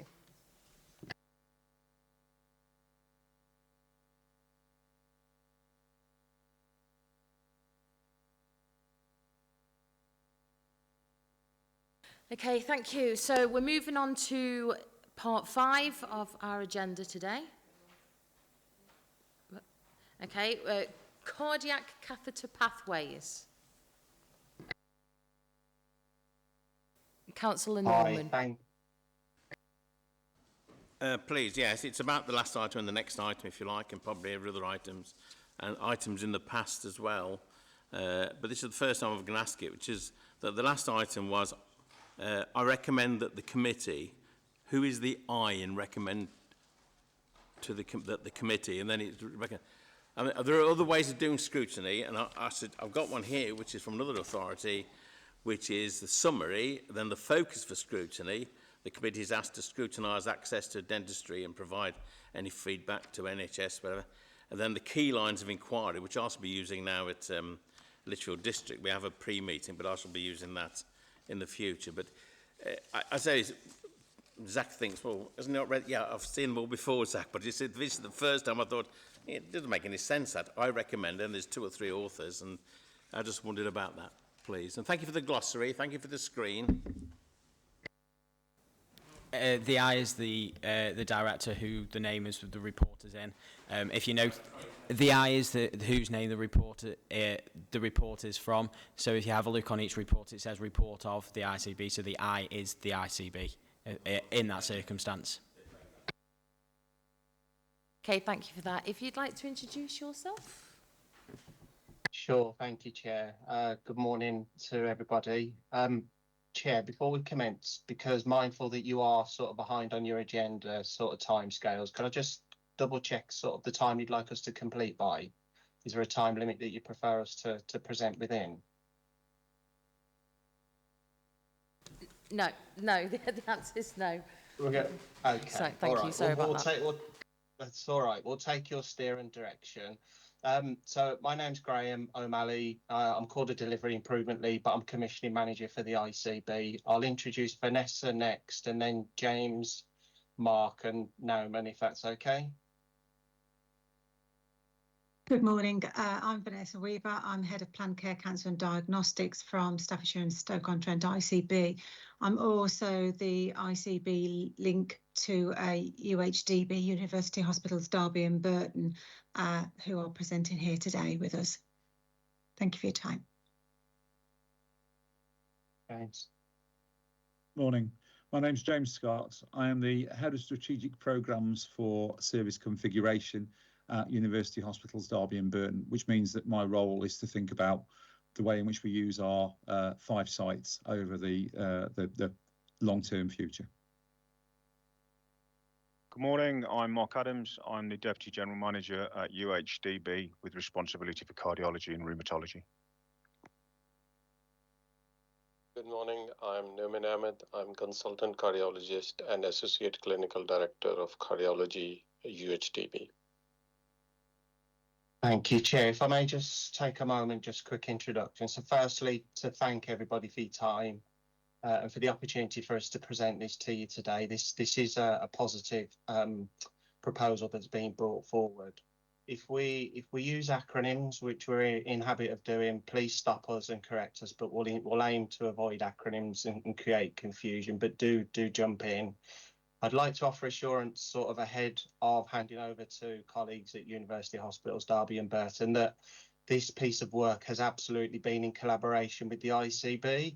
And I'd go as far as to say it's been an enjoyable piece of work because all parties have been very receptive, have worked together, queries have been raised, challenges have been presented, and we believe we've worked through those very effectively to bring a real wholesome report to you today. What our intention is to present a slide pack on screen. There's only 9 slides. You should have received it ahead of today. What I'm proposing is we'll go through the slides. Nauman will talk through. If you've got any questions, are we okay to hold them till we've completed the slide presentation?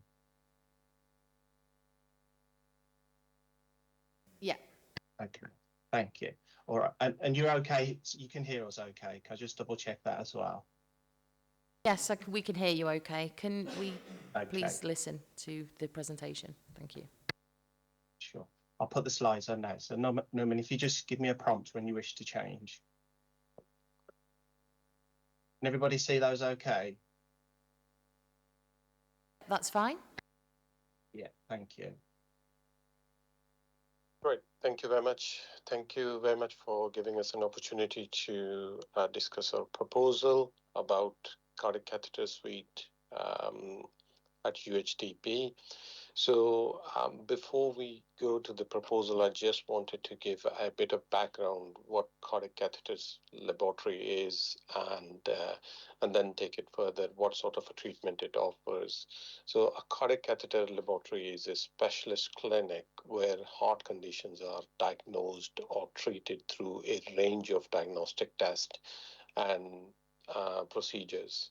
And those procedures, we call it normally an invasive procedures. These treatment involves like an incision or puncture into patient's skin and blood vessel, and then insertion of a diagnostic equipment. And then once the diagnosis is made, and a therapeutic equipment into the patient. Our proposal is that UHDB proposal is to perform all cardiac catheter lab work at Derby, effective from end of September 2025, including work currently undertaken at QHB. QHB is Queen's Hospital Burton. Now, why are we proposing to do this? And there are three reasons behind this. One reason is that Queen's Hospital Burton Cath Lab has reached its end of life, which is a serviceable life, in June 2025. That means that adequate repairs may not be possible, and equipment failure risk increases. The second point, which is very important point, and is that QHB is a diagnostic-only cath lab, which is unable to secure a British Cardiac Intervention Society accreditation due to low number of patients and other neighbouring accredited labs like Derby and Stoke. That means is that patient can only have a diagnostic test there, but if they need a treatment, they need a second procedure and going to either Derby or Stoke, in this case Derby, to have the treatment done. And the only therapeutic procedures at the moment are performed in Queen's Hospital Burton Labs is simple pacemakers, which, if we look at the future, is likely to be phased out in favor of a complex pacemakers. Latest British Cardiac Intervention Society guidelines and also Getting It Right First Time guidance, both are national bodies, is that diagnostic only procedures labs should be phased out in favor of cardiac specific CT and MRI scanners, which are non-invasive tests. You don't need to put a lot of equipment into patient's body. You just take pictures for the patient, and they have got far and fewer complications. UHB first proposal first and foremost brings the strong clinical safety and the quality benefits for Staffordshire patients along with efficiency benefits.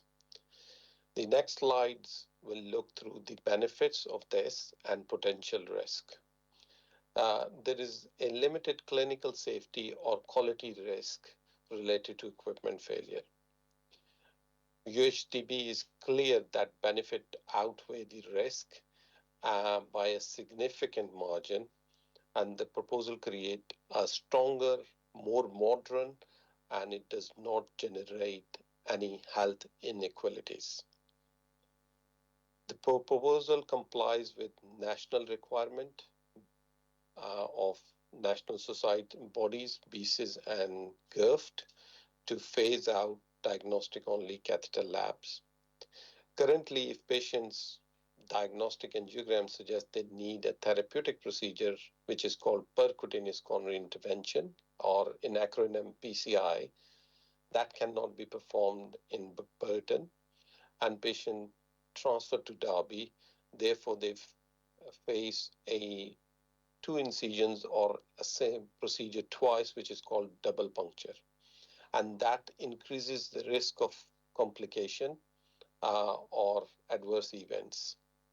The new model removes that, and it is much better for patient with better experience and less risk of complications.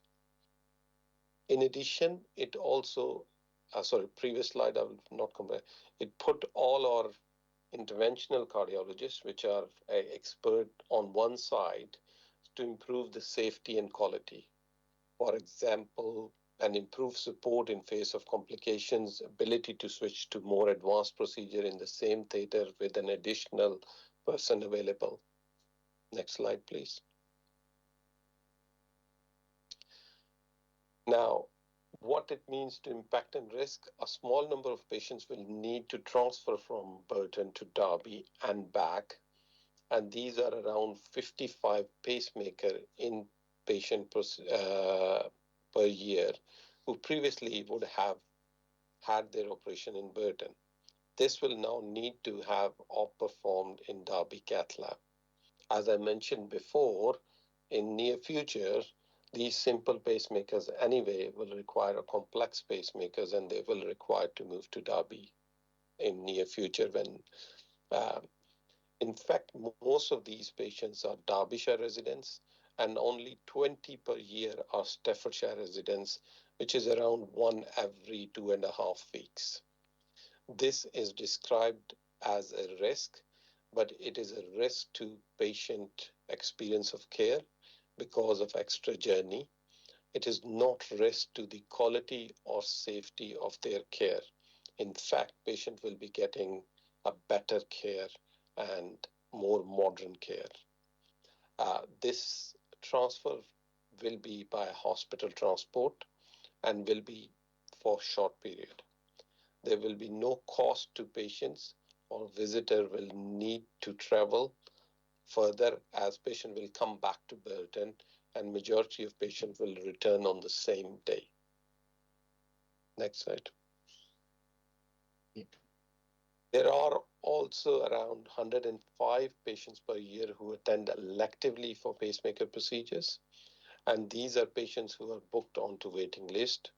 Of these, Staffordshire residents are again 1/3, around 39 patients per year, a little over 3 per month. The Staffordshire patients have to travel further for their elective operation. However, all subsequent follow-up visits will continue to occur at Burton. And again, it is important to highlight in near future when they will have a better service available through Derby, because this will be more modern treatment. Also, if majority of elective patients come from Derbyshire, then they will conversely have less far to travel. Next slide. So just in sort of a summary, the only impact to the patients is pacemaker inpatient patients out of 55, around 20 Staffordshire patients will have to travel, and for elective patient, only 39 Staffordshire patients have to travel. And they will be travel across back to Burton very quickly. Will enable compliance. The benefits will enable compliance with the national and professional clinical guidelines, BCIS and GIRFT, will improve the quality and safety of our service, and follow-up service will continue to be offered at Queen's Hospital, Burton. So in conclusion, Burton will continue to deliver an excellent care on site for patients attending with heart condition. However, should you need an invasive heart-related procedure, performed in cardiac cath lab, this will be performed at Derby sites. If I am an inpatient requiring a pacemaker procedure for Staffordshire less than 20, I will be transferred to Derby for the procedure and returned to Burton. UHDB will manage the process for me and with my family and least disruption to my care. If I am a patient with a planned appointment for pacemaker procedure, that is number 39 for Staffordshire patient, I will need to travel to Derby, but I may be able to assess NHS patient transport. I may have a travel a little further for this appointment, just probably 8 to 10 miles, but I won't need 2 incisions or double puncture. And I will receive if required, a better procedure, which is a modern treatment. After my procedure, nothing will change. I will receive my ongoing care in Burton. I will have a better and safer experience as there will be a whole team at Derby to support my needs. Thank you very much. Thank you, Norman. Could we open to questions, please? I think Councillor Brown would like to ask you a question. Good morning. Thank you very much for the presentation and for letting us have the slides earlier. I have so much to bring up to you, which I don't think I'm going to have a time or be allowed to, but I just want to point up a few major points that I feel as a resident of the area and also information that I'm being given. It would appear that Queen Elizabeth Hospital Burton is becoming, and also since 2018, when it joined with Royal Derby Hospital, to put it in simplistic terms, there's now become a postcode healthcare system. So could you help me to understand that the horse is already bolted? Would that be correct? And there's also been a degrading cardiac service since 2018. I think forward planning for patients is something I think we need to look at, which I'll touch on in a minute. But to say that there'll be no interventional cardiology at QHB and hasn't been, and are not going to be available because of the equipment, and you're saving equipment which is going to be built at Royal Derby, UHDB is looking to save an awful lot of money, and I wondered if you could actually share with the committee how much money UHDB is trying to save. Also, I'm really interested to know, will there be cardiac radiographers available 24/7, or will patients who go to QHB with chest pain or query heart attack, will they have to wait till 9 till 5 or 8 till 8, which is the running service? I'd also like to know how many cardiologists are employed by UHDB and how many attend QHB, and is this 5 days a week, Monday till Friday, and there's no provision overnight or at other times during the weekend. There's a number of other things, but I think I've given you enough to think about. But may I also just point out that I believe neurology has been taken away from 24/7. So at weekends, there's no neurology at Queen's Hospital Burton. And I'd be really interested, because I think some of the team might be able to help that are on this call. What other services are going to be lost at Queen Elizabeth Hospital Burton? But also just to say that the patient numbers are for East Staffordshire, but actually the hospital serves South Derbyshire. And I think we've really got to be careful that we're creating a hospital that is suitable for everybody, or should actually people be going with chest pain or asking ambulances to go straight to Derby rather than going to QHB because there's a second-rate service? Thank you very much for listening. Yeah, Norman, are you coming in on that? And James, perhaps, and Mark, you could supplement some of the questions that have been asked there. Thank you. I'll come on the clinical part of the patient, and then I will let Mark and James to comment on. So with regards to, at the moment, the services, so we do provide 24/7 cardiology services. If patient had a heart attack, they will have, and they require an immediate treatment, they do actually receive the treatment.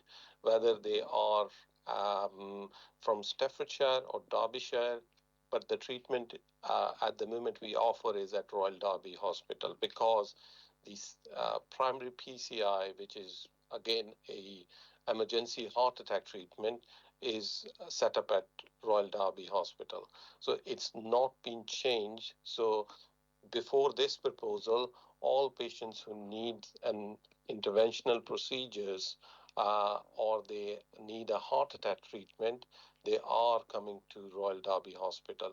So with regards to any change in the treatment, or we are saying that we are any service change, we are not reducing anything. So we will be still able to provide a full 24/7 offer to the patient services.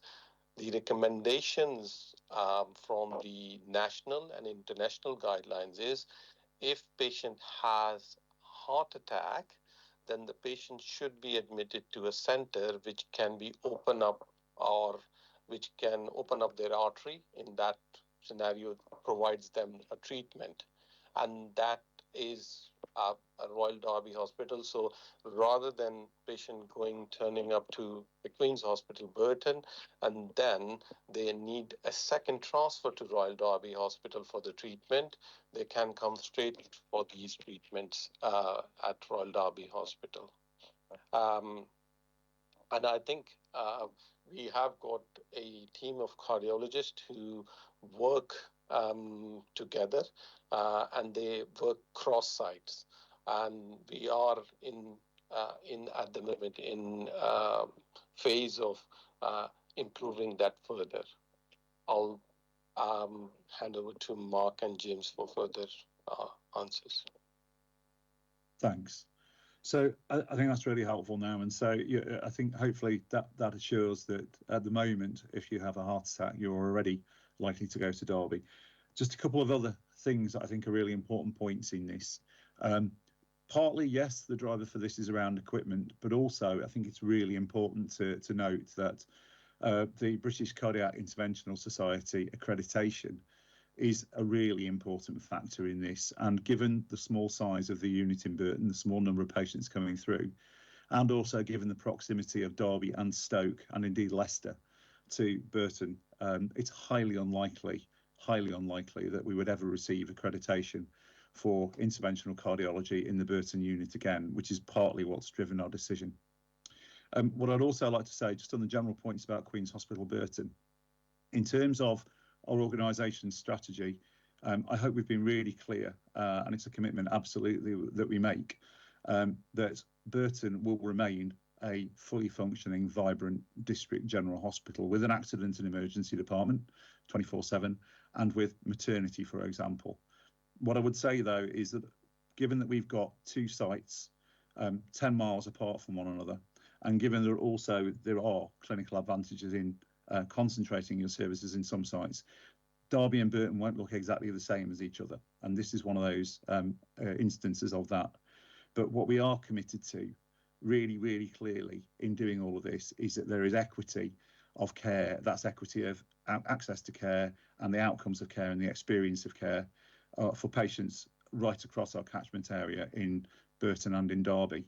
So I think there are some really clear drivers around this, but what we want to be really upfront about is that Burton remains a fully fledged district general hospital as part of UHDB as a wider entity, and that people in East Staffordshire will not have, or indeed South Derbyshire, won't have a substandard service.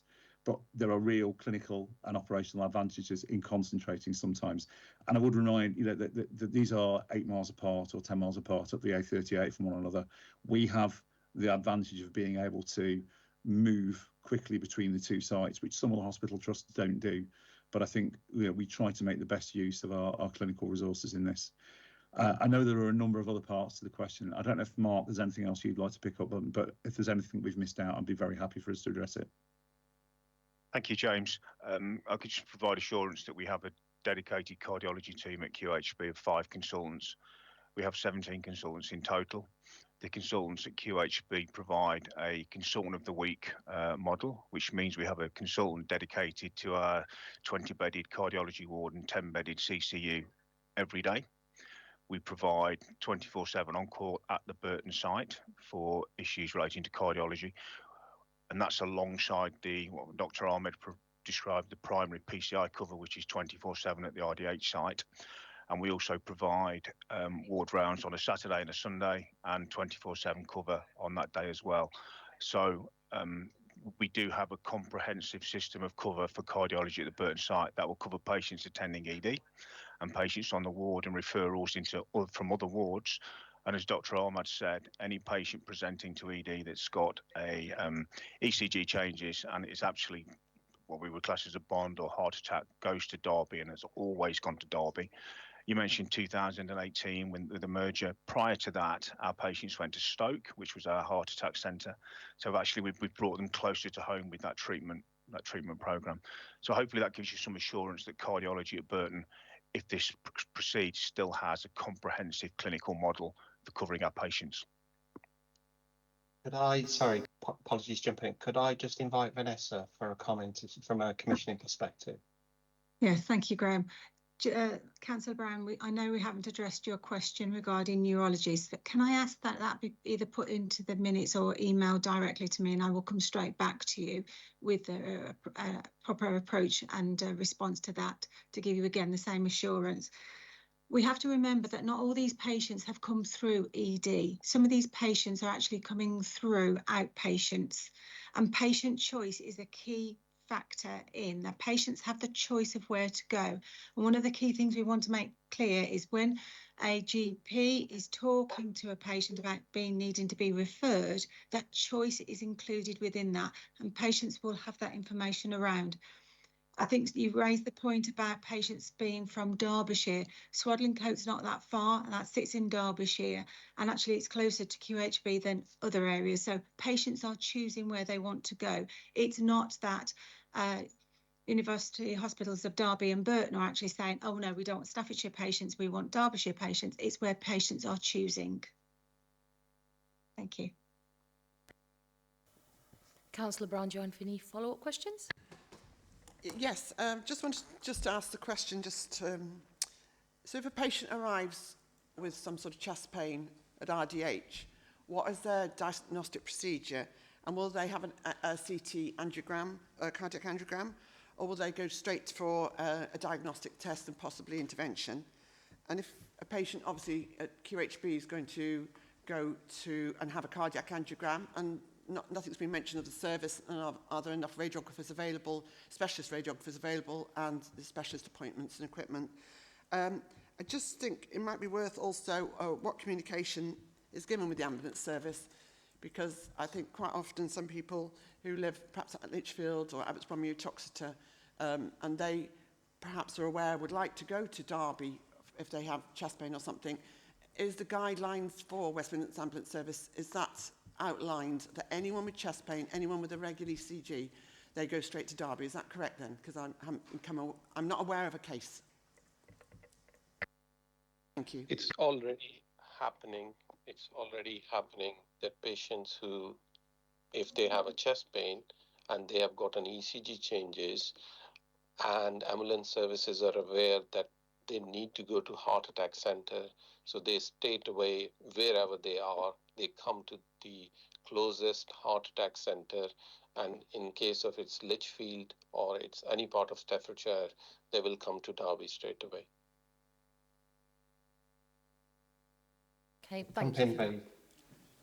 That is both in WOMAS, so West Midlands Ambulance Services, and East Midlands Ambulance Services, because QHB actually supports both of those. So that is very much within their guidelines and has been for decades.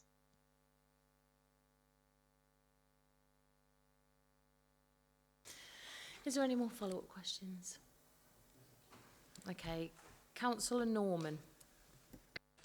Thank you, Chair. One of the lessons we learned from the Mid-Staff's inquiry was that we need to scrutinise decisions and the basis of those decisions. And it's a bit more difficult in a medical setting because of all the technical stuff there. Although I'm convinced by the angiogram versus cardiac CT. Though I personally thought the angiogram was fine, and I did tell somebody else who was about to have one, don't worry, it's fun. It's almost fun. Unfortunately, it wasn't for them. I don't know what happened there, but so I understand the comments there. But if I can read from Zach's glossary, if that's okay. Quality impact assessments provide a review and benchmark to demonstrate that all risks and benefits to quality and service improvements have been considered at the planning stage of a project and then periodically reviewed and refreshed throughout the business cycle.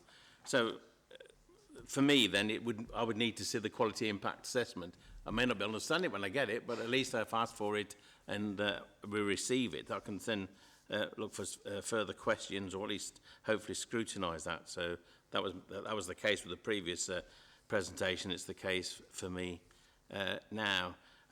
Just on 21B, with regard to the costs there, the angiogram costs about 1,600, which makes me feel guilty already, whereas the CT scan costs £250. Because what I don't know is whether you're telling me is correct, which is that one is as good as, if not better, than the other one. Because that is always the problem. When something is cheaper, you think, hang on, what's going on here? But so I don't know whether there's anything else I can do about that except look at further into it. But I appreciate the figures there and the cost that you're talking about. I suppose the only question I have is really, if I could see, because it makes perfect sense otherwise, to have a look at that to report the impact assessment, then I can, maybe there'll be other questions later on, but it seems to me the right way to go from what you've said. Where I am in Burntwood, it would be New Cross where we would go, and I recommend it, by the way. But I see the issues here. It's always easy for politicians, and I've been a politician for a long time, to say, no, we don't want to lose that service. But it's got to be a balance between the service and the politics, if you like. You can say, stop, do not move it. But the reality is you've got to have the specialists there, and that's why I understand this decision is being proposed. And for that reason, I'm supportive of it. But if I could have that report through you, Chair, that would be good.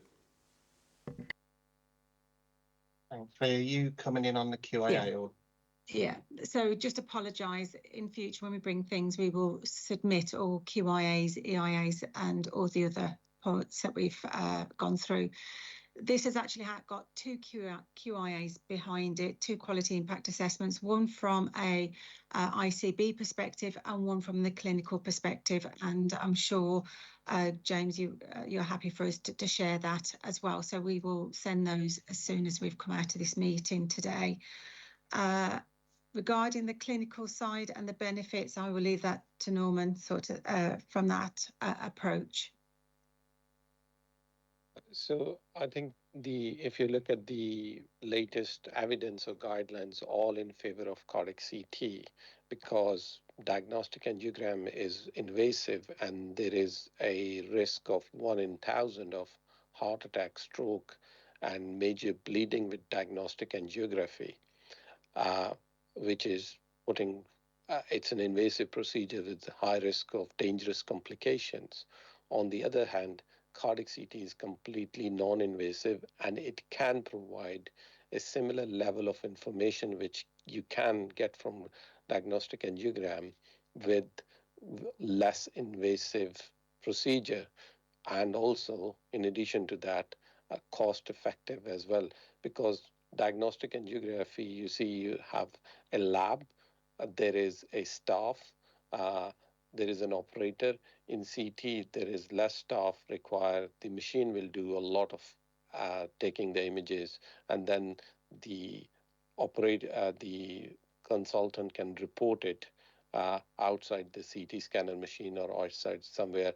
And the timing required to do a diagnostic angiogram requires about 30 minutes to do, and then there is 4 hours of recovery. On the other hand, in cardiac CT, it takes 15 to 20 minutes to take the images of the cardiac CT, and there is no recovery for cardiac CT, and that's why cardiac CT is much cheaper as compared to diagnostic angiogram. I hope this has clarified in more simple terms. Simple terms is what I want. Thank you very much. Okay, thank you for that. I'm just going to let Councillor Vice Chair Kelly cut in with her question, as she does have to leave in a minute. So it's just a quick one. I know that you have said, I've read in the report that you are building a third lab to help with the increased numbers. However, there is a gap between when the planned closure of this unit and when the new lab will open. What are you doing in the interim to help mitigate the large amounts of patients within that time? I'll take that if that's okay. So we will obviously move patients from invasive diagnostic angiography through to CT. We've got assurance from our colleagues in imaging that we've got capacity to enable us to do that. And for a short period of time and going forward, we're also looking at additional sessions at weekend to maintain throughput through the Derby site. We're tending at the moment to produce angiography on a Saturday and complex devices and standard devices on a Sunday. We'll continue to review demand and we'll continue to use that resource if we need to. So that's how we're mitigating that gap. Thank you, that's great. Okay, I am very aware of the time, and we do have 6 more councillors that want to ask questions. So is everyone okay that those questions are asked? Okay, thank you. So next to ask a question is Councillor Jones. Thank you, Chair, and thank you, gentlemen, for the and lady, for the presentation. It took me a little while to get my head around what was going on here, because I didn't read the few little lines at the top. Basically, what it means is cardiologists closing at Burton and all going to Derby, from what I understand. That's how I understand it. Despite what Mark said about having a really good cardiology presence at Burton, if this goes through, surely, I'm confused, does that not mean that there will be no cardiology presence at Burton? That's how I'm reading it, because it quite clearly says in the report, putting all our interventional cardiologists on one site improves safety and quality, which I don't dispute. But what's worrying me is, if the therapeutic load, it's only therapeutic at Burton, I understand that. So if you've got an heart attack, if you've got an heart attack, you'll probably go to Derby already.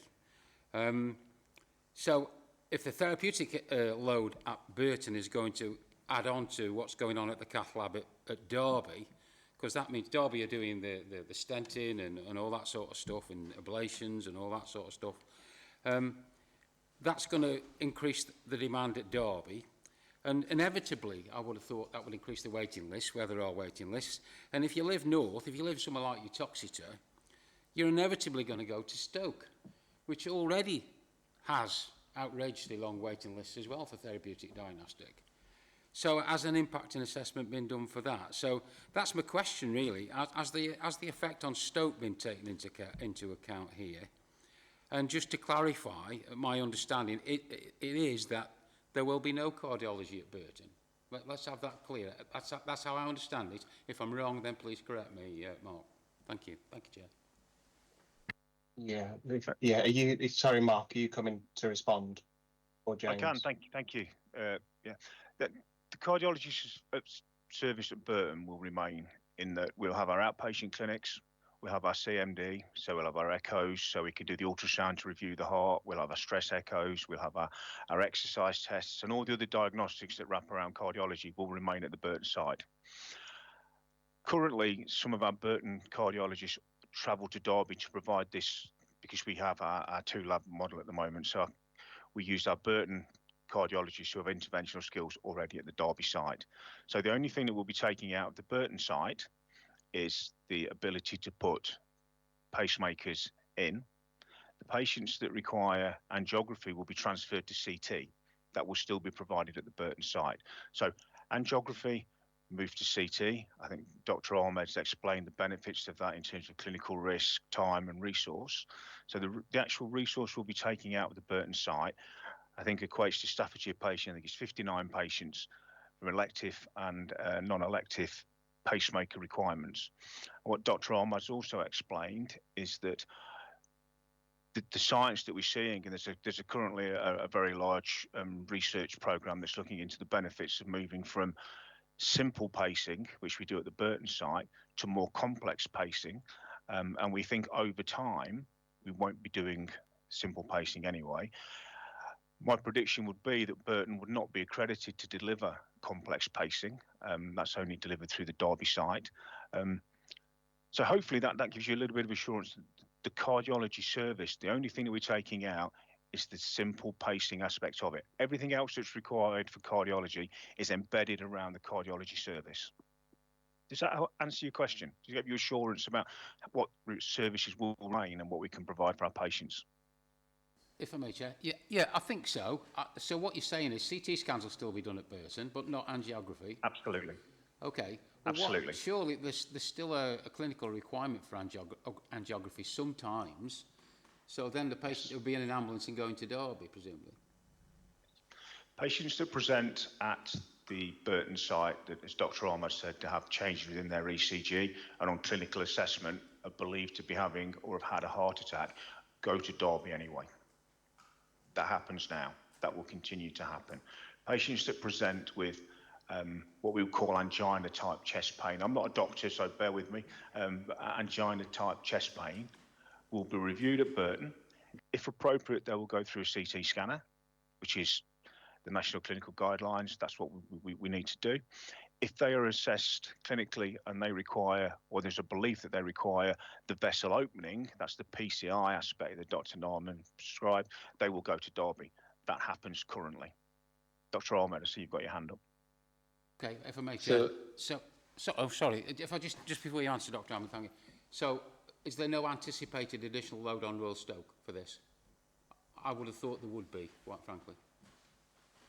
Just wanted to add to that point that actually it will improve, decrease the workload to some extent to the Stoke, because sometimes if at the moment, if our patients are waiting at Queen's Hospital Burton to come to Derby, they will sometimes, because of the waiting time, goes to Stoke. But now with this improved model, they will just get quickly treated at Derby and they don't need to go to Stoke, or there would be a less impact on Stoke. Thank you, Chair. I'm not convinced that if somebody has a heart attack in New Toxteth who would normally have gone via Burton to Derby, it will not now go directly to Stoke. But time will tell. Thank you, gentlemen, for your answers. Thank you. Thank you, Chair. Okay, thank you for that. Councillor Wallins, you want to ask your question?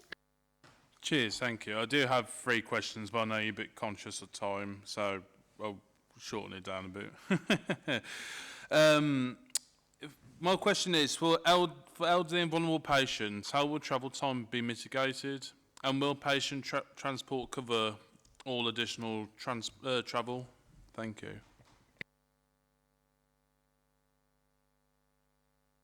Go ahead, James. Yeah.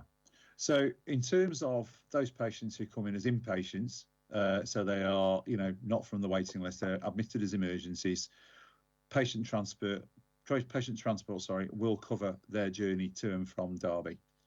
For the 39 Staffordshire patients per year who are elective pacemaker patients, i.e. they come in off the waiting list, then they may have to, well, they make their own way to hospital now. They may well have to travel a little further, but in some patient transport services may be available to them. As Dr. Ahmed says, that simple pacing is on the decline anyway and is likely to be replaced. But it's probably true that for a small number of that 39 elective patients, they may need to make a little further of a journey than they do now. But as I say, some of those may have patient transport open to them. Thank you. So to ask the chair a question, because I know with these scrutiny committees, I know it's midday now, we've got another 2 items on the agenda. I know on this meeting specifically, there is 4 items on the agenda to discuss, and it's quite lengthy, obviously lengthy agenda items and so forth. Would it be possible to request an extension to committee meetings for future meetings? Because I think 3 hours is probably a bit tight, considering depends on how many items there are on the agenda and so forth. What do you mean an extension? You mean to be here until like 4 or 5 o'clock? Or No, I mean like 2, 3 o'clock, for example. Like 4 hours most. It depends obviously on how many items there are on the agenda. If there is quite a lot, as obviously in this meeting in particular, would it be possible to request extensions and so forth? Thank you. I'd like to hand this one over to Zach, if that's okay.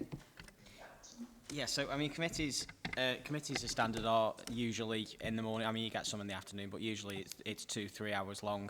I think generally speaking, committees, enough questioning is asked. What we generally have found with some items is the questions kind of start repeating themselves after a certain period of time. So it kind of helps to focus the members on the topic that's at hand. Now, clearly, the chair has, as do the whole committee, have access to the work programme with the items. And generally speaking, it's been found that 2 or 3, or in some cases 4 items, it depends on the severity or how complex the items are for them to come to committee. But, I mean, the health generally runs until 1 o'clock. So it's kind of taken on a as-needed basis. If there was an item that was coming that was really substantial, then obviously that will be considered by the chair as to the length of the meeting. Cheers, thank you. Councillor Norman? Well, I'm concerned about Zach missing his lunch break, personally. That's my main concern. But I'm never keen on presentations of things we've already had. I've read the document. I don't need a whole presentation, a brief, 3 or 4 minute thing presenting it, but we don't need this whole thing. And the answers, not the questions, fair enough, the question, that's what we're here for, but the answers were very long, I thought, in the previous one, and they could be reduced. I know it's a difficult balance between being courteous and asking them to be efficient in that way, but that is a way of, I would support you if you were being a bit nastier to them, that's what I'm trying to say. But 3 hours, I did see one of my researches for other scrutinies, one was at 10:30, the normal time is 10:30 to 3 o'clock. I thought, well, I wouldn't volunteer for that particular local authority, so... Okay, can I just cut in? Before we bring it back to the meeting at hand, I think Councillor Brown has something to say.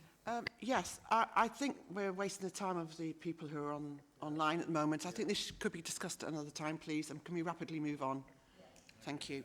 Okay, thank you. So, Councillor Luca, I think you had a question. Yeah, I've got a 2-part question. One is, you say that you're building at the minute a 3rd lab. Why couldn't that have been actually a refit at Burton? Because surely that would have been cheaper. It would have kept services at Burton. And the other thing is you're saying that, I mean, people are going to have to travel further. That's if you can actually get an ambulance in the first place. So what is actually going to be? Is there going to be an increase in death en route? I'll respond to the 3rd lab if I may. The issue with putting a 3rd lab at Burton would be that Burton isn't and never will be BCIS accredited. So if we'd have constructed a 3rd lab at the Burton site or replenished the lab we currently have, we would never have never been and will never be able to put PCI, that's the unblocking of the vessel, that's that stent. We'll continue to do angiograms, have a look, visualise the arteries, yes. We would never have been able to treat. So it would not have been clinically appropriate and patient benefit would have been negligible to put that 3rd lab in at the Burton site. It's all about the BCIS accreditation and the ability to put the stents into the patient.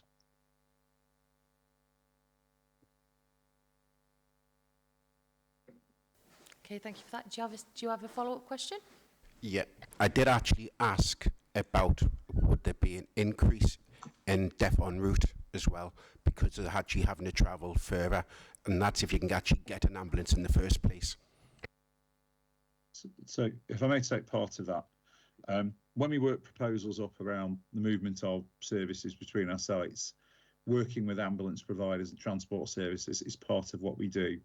When we look at the really small numbers of these patients, which are around 1 a week, fewer than 1 a week for Staffordshire patients for the emergency pacemakers, then the load on the ambulance service will not be particularly large, and that will have been discussed as part of the proposal. I will hand over to Nauman just in terms of what the clinical risk for those individual patients would be. From clinical point of view, I don't think so there would be any increased risk of any harm to the patient. That is even very far, but even harm to the patient. In fact, actually, because you are coming to a site where you can get a treatment in a one package, then it will be a quicker treatment rather than patient waiting in Queen's Hospital Burton and then getting a treatment further later. So I think it will make actually a case for a more quicker treatment, and there is no, I don't, clinically there is no evidence that the patient will receive any harm from this model. Just to add about getting to an ambulance, if a call is put out and it's about the patients that already go to Derby, soon as a call is put out to either West Midlands Ambulance or East Midlands Ambulance and it's classified as a cardiac, it's a category 1.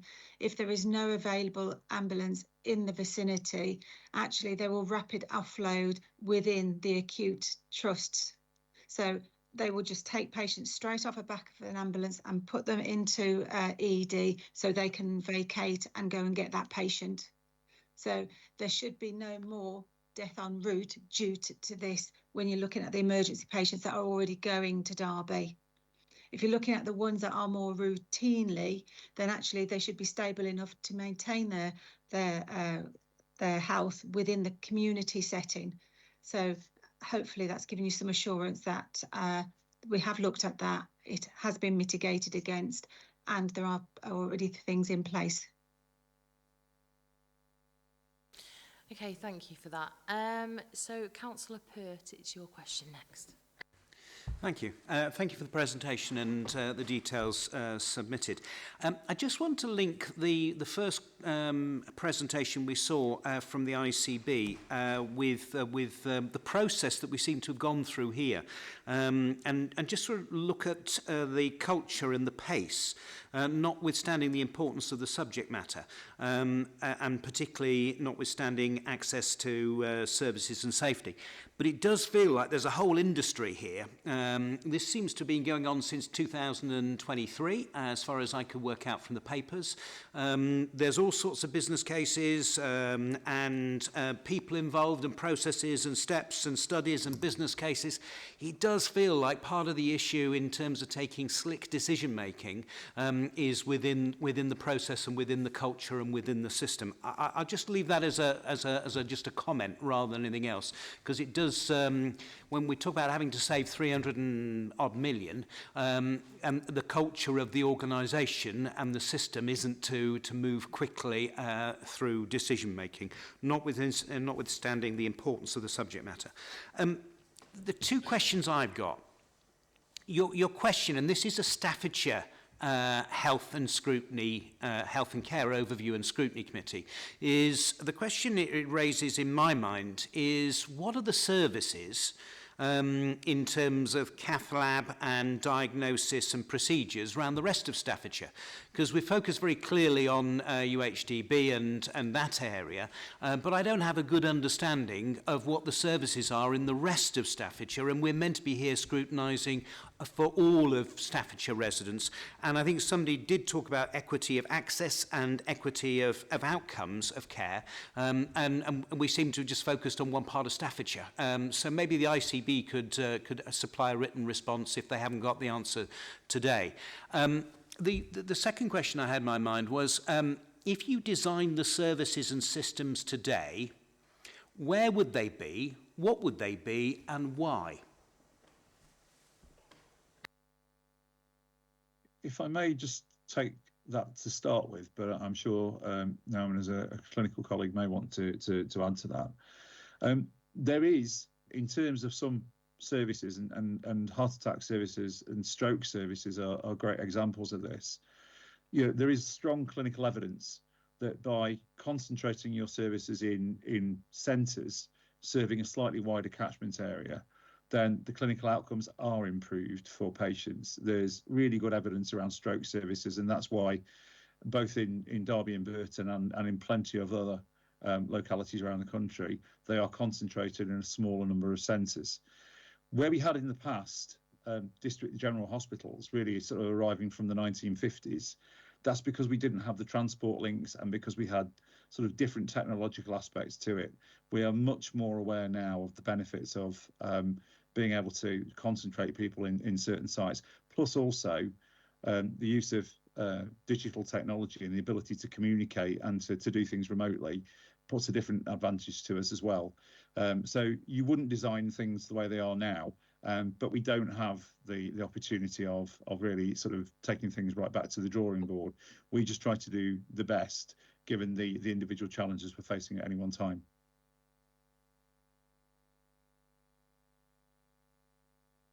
Do you have a follow-up question? Is the ICB going to pick up the first point I made in terms of where the rest of the services are? Yes, I can pick that up. And would you like it as in number of patients that go and waiting times? Yeah, whatever you give a guide of. Yeah, that would be helpful, please. Okay. Okay, Councillor, do you have a follow-up question for what was being said? Okay. Yeah, I did. Could we understand how many MRI cardiac angiograms are being done at all the different centres, please, compared with the amount of diagnostic and interventional angiograms, please? And actually, I presume it will come to statistics and ratios because of the numbers will differ, won't they, depending on what hospital it is? Does that make sense? You're looking puzzled. Yeah. I'm just thinking of a spreadsheet of how it's going to be laid out. Sorry. I just think it would be really interesting for us to understand. Obviously, we're using a new technology as a cardiac angiogram. Well, it's not particularly new, but it's becoming obviously more important. But I think we need to understand, and I think it'd be useful to understand across Staffordshire, of how many patients are currently having MRI CT. And also, my question wasn't answered earlier, and perhaps you could answer that. And I'm sorry, I'm sort of getting in the wrong system now. It wasn't answered. Are there specialised CT, MRI, cardiac radiographers available 24/7 for these patients? And what hospitals are doing it and where and what, please? Thank you.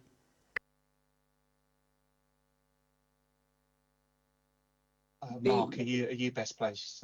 Yep, can do. We have the specialist CT radiographers at both sites. We provide CT and MR at both sites. It's not a 24/7 service at present, but we do provide CT and MR at both sites. Dr. Ahmed? So just wanted to add to the point, if the patient needs a 24/7 service, a out of hours test, then they need the clinical need is to have a likely need is they would need a stent, a diagnostic angiogram followed by a stent, which is delivered by Derby at the moment.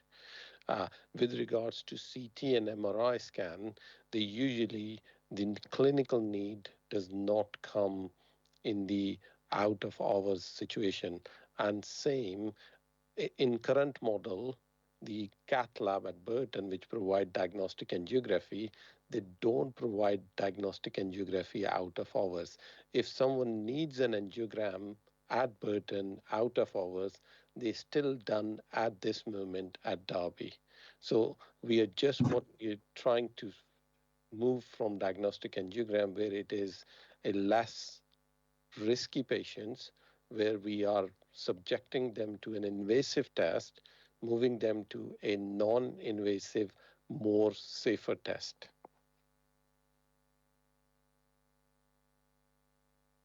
Okay, thank you for that. Councillor Greatorex, I'm so sorry, I always do. She's left now, but Councillor Kelly mentioned the word transparency in terms of a previous item. And I struggle on transparency on this particular item. For one thing, there's the reference to and also the comments that Councillor Pert has made in terms of costs. There's the reference to this decision having been taken, I think, because the lifespan of the cath lab was June, i.e. it's gone in the past, and we're talking about something that's going to happen in September, i.e. it's already decided. So this is all fait accompli. We're not being consulted about something that might happen. We're talking about something that will happen. So that's the first inconsistency. Secondly, the quality and safety mentions that have Councillor Kelly's missed her mention.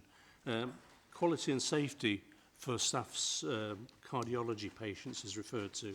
Councillor Pert's referred to the other aspects, and Mr Scott actually referred to the clinical advantage of having one site. And I think we're talking about saving costs here, and it would be better if it was more upfront. This is an opportunity to go into one site with one set of staff supporting one set of patients. And I think it's disingenuous to talk about whether the two sites can be supported. Patients actually want access, not a good single site. They want to be able to access the units. And it's also disingenuous that you're talking about a third cath lab being created, and therefore there will be two in Derby. So representing a Lichfield division, it does seem strange that we're talking about centralising on one location. Numbers can be equalised. If you wanted to have two sites, it would be totally possible. And people talk about postcode lotteries in terms of care. And I think that is the case, that there's a different level of service that would be available for those in the Derby vicinity as opposed to the south of Staffordshire. And just out of interest, the reference in the document about 10 miles from Burton to Derby, and again, it was Mr Scott said it wouldn't be possible to get a second cath lab agreed for 10 miles away. It's actually 12 miles away.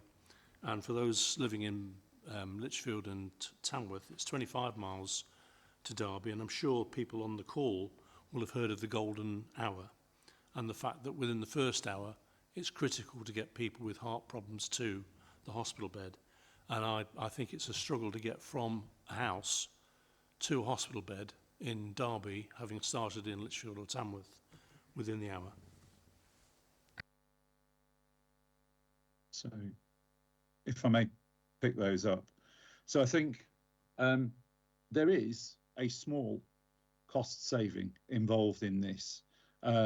Certainly, you know, in terms of the ability to concentrate on one site, yes, there are some benefits to that. But by opening a third catheter lab in Derby, there is a new cost to that. The overall benefit per year, and yes, there are economic benefits in terms of changing the test, although it is a better and more efficient test. But the overall benefits are in the small numbers of thousands when you look at the staffing in Derby. The issue is, and I don't have to hand the actual sort of clinical studies, but we'll be able to provide those. There is strong clinical evidence, and I'm sure Nauman will come in and talk about that, just to say that the concentration of service, you know, does provide clinical outcome benefits to our patients. So, you know, we are doing this, I'd like to be really clear, when we wrote the paper, yes, we couldn't hide the fact that there are some economic benefits to it, and there are certainly some operational kind of benefits to having everybody in one site. But it is the clinical driver around this that convinced us that this is the proposal that we needed to make. Nauman. So thank you. Number one point is that this is not what we are doing something very different. This model is all across the country, and this has been recommended by national bodies, including British Cardiac Society, British Cardiac Intervention Society, GIRFT, NICE. So cardiac CT is recommended by NICE, National Institute of Clinical Excellence, in 2016. So what the proposed model is exactly, and our neighbouring areas, Nottinghamshire, Leicestershire, even Royal Stoke Hospital, work on the same model, what model we are proposing. The clinical evidence, scientific evidence shows that if you have this sort of a model and treatment in one center, patients have better outcomes. The reason, simplistic reason behind that is if you have a center where you are doing more number of procedures, you get more slicker at it and they are more expert at it. If you split these numbers into different small centers, then it's difficult for people to maintain their skills, and then hence the outcomes can be poorer. So this is purely based on scientific evidence. Third point is, if we are saying that patients' golden hour, I fully agree there is a golden hour and patients should immediately come to the hospital where patient can be provided treatment. And at the moment, even with that cath lab, we are not able to provide treatment if patient lands in Queen's Hospital, Burton. It still has to come to the Derby. So we have to stop patient to Burton and then come back, then come to the Derby. It delays treatment. So it is better to come straight away to the center who can give you the treatment. And that's where the golden hour is important. Thank you.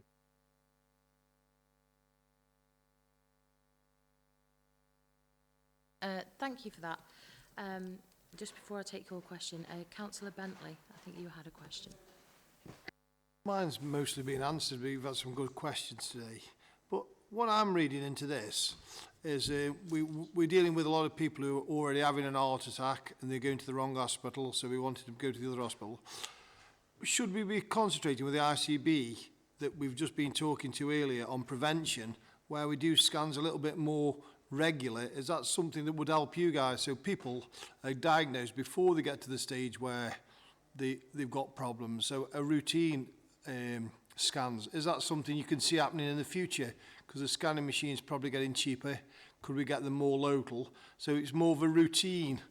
So we're not like, I felt like through the meeting we're chasing a problem that's already happening. Should we be preventing the problem by being heads up that we've got a problem? It was just, you know, I might be out of what I'm trying to say, but it just seems to make sense to me. Thank you. If I may, I mean, I think you're absolutely right. I think, you know, we're an acute hospital. We're in the business of providing care to people who are already poorly, but prevention is better than cure. You know, it's a cliche, but it's absolutely true. We work with our colleagues in the ICBs in primary care to make sure that we can try and cut the numbers of patients coming in with a problem already. One of the problems we've got is that the population is increasing. The older population is increasing. People are living longer because healthcare is doing them a better service. But it does mean that, you know, the demand for our services is going up. So the more we can do on prevention right through people's lives is really important in terms of trying to reduce the numbers of patients coming through our cardiac services, which means smoking prevention, which means weight management, which means exercise. All of those things we are absolutely committed to. Because that reduces the flow coming through to us. In terms of whether there are plans for proactive scans in primary care or elsewhere, we already do some work in some conditions where people have got a diagnosed issue with their heart, that they will be subject to routine scanning to some degree. And also, you know, there's management of people who have got, for example, atrial fibrillation, where their heart rhythm sometimes is abnormal. We know those people are prone to strokes, so we do proactive work around managing those people as well. I'm no clinician, so I don't know if there's anything that Nauman else would like to say about this. Do you have a follow-up question? No, I'm happy with that. Thank you very much. It was just, yeah, I think we're all on the same wavelength, and I just wanted to say that because obviously we're going to have a meeting with the ICB, and it's all about prevention, and to me, you know, that's what I'm going to be pushing for. Thank you. Okay, thank you. Councillor Luca. Thank you, Chair. Just going back to what my good colleague was saying about travel times. Tamworth hasn't actually got an ambulance station. There's no actually ambulances even actually stationed in Tamworth. Our nearest ambulance service is Sutton Coldfield.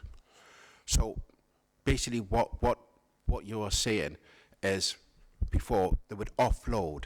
That's still to offload the person to get it from Sutton Coldfield to Tamworth to the patient a good 30-35 minutes. So you're actually giving less than half an hour to get from Tamworth to the hospital for treatment. I mean, for the golden hour. So that's got to increase risk to the patients, no matter what you say. It has to. There you go. I think that's a question we could take back to Womaster, where actually are those ambulances waiting? They don't tend to wait on bases. There are ones at Tyburn. There are ones that used to be on the A5 over Dordon Way. Sorry, I'm local from Tamworth, so apologies to those. So I know where they are around the Tamworth area. So they're not actually sitting on a base waiting to be called out. They're already out and distributed within the community, waiting for those calls at hotspots. So they are usually only about I think it's 6 minutes or 8 minutes that they have to get to a category 1. But again, I can pick up those times and those that information when I respond back to the question and request from Councillor Brown. So if there's any specifics that you want like that, if you go through Zach, and then we can collate all of those, more than happy to give you what information we have available and to seek other information for you. Do you have any follow-up questions? Councillor Doherty, who is not Councillor Carver, she's in the wrong seat. Oh, sorry, my apologies. Yeah, my question is with regards to the ambulance times. My husband had a cardiac arrest in 2023 and the ambulance arrived well within 10 minutes. My question is, he was sent 3. There was 3 ambulances and a car, and there were like between 8 and 10 paramedics all, and then 2 of them had to leave. So my question is, why would you send that many? Again, I'd take that question back to the ambulance. I agree, you wouldn't need 3 ambulances and a car. What tends to happen is a car will be there first because, again, they're sitting and waiting around in good geographical layout. And sometimes they can get there quicker to start any preparation or assessments before an ambulance can sometimes get. So there could the rapid response. But I'd just like to bring it back to, yeah, okay. Thank you. Councillor Jones. Yeah, thank you, Chair. Just quickly, as a recently retired paramedic, I can assure you that ambulances don't wait around anywhere these days. And if you get one in 6 minutes, my God, you're doing very well. It's normal protocol to send 2 vehicles to a cardiac arrest. And by the way, a heart attack is not a Cat 1, it's a Cat 2. A cardiac arrest is a Cat 1, so a Cat 2, you've got 20 minutes on that. Just to clarify on that. As I say, the idea of standby points, that's long gone. It certainly has in North Staffordshire. I'm not so sure about Tamworth and the area around here, but I'm pretty sure the standby points have gone. Ambulances are on the road with a patient on, or going to a patient, or stuck at hospital most of the time these days. So, thank you, Chair. Just want to clarify that. Does anyone else have any questions? Okay. So, Councillor. Just so we're aware, so Zach's going to ask for some ambulance feedback on times. Is that okay? Is that something you can do, Zach? Because that would be good for us, wouldn't it? Yeah. Okay. If I may, just clarify before the questions are over. Apologies for cutting across if there are any other questions. Just to clarify the actions we're taking from here, if that's helpful. So the points that I'd noted were the quality impact assessment. We'll share that. The quality impact assessment. We'll share those. There's 2 of each, one from UHDB and one from the ICB. Both gone through their internal governance and signed off. There's interest around the other catheter lab facilities provision across Staffordshire, so we'll pull that together for you, and we'll conduit all this through Zach, if that's okay. There's data that's required around the MRI, presumably CT as well, angios versus the diagnostics. We can pull some information together there. I think what we'll do, V, is we scope out what it is that we're pulling together, and we'll present that to Zach in the first instance just to get approval that we've covered that correctly. Information around ambulance activity, I think Councillor before I spoke, as we can again pull some information and statistics together for you, and we'll liaise with our colleagues on that one. If there's anything a bit more specific around the specificity of the data and the detail that you need, please share that with us so we can get that right first time. If I may just offer my comment, if I may, around transparency. We were obviously on the call when you were covering the previous agenda item, and we know there was concern around transparency. I would like to say, being at the heart of this with UHDB, we have operated very openly between ourselves as different organisations. The intention today, and I've listened very intently, and your questions are absolutely amazing. It's a really thorough scrutiny challenge, and it's been very engaging to listen and observe. I think our responses have been very open and honest with you, and I hope councillors feel the same as well. If there's anything we've missed, if there's anything further subsequent that occurs to you, then by all means contact us and we'll do our very best to respond to you as detailed and as thorough as we can. And hopefully you are assured with the proposal that we're putting forward, and we do get your support. So, and thank you again for your time. Yes, Councillor Brown, can I just mention, obviously, Vanessa said that we could have the data about the neurology at Burton, and also just to follow up from what I asked earlier, are there any other services that might, in the foreseeable future, lost from Queen's Hospital Burton, please? Thank you. Sure, thank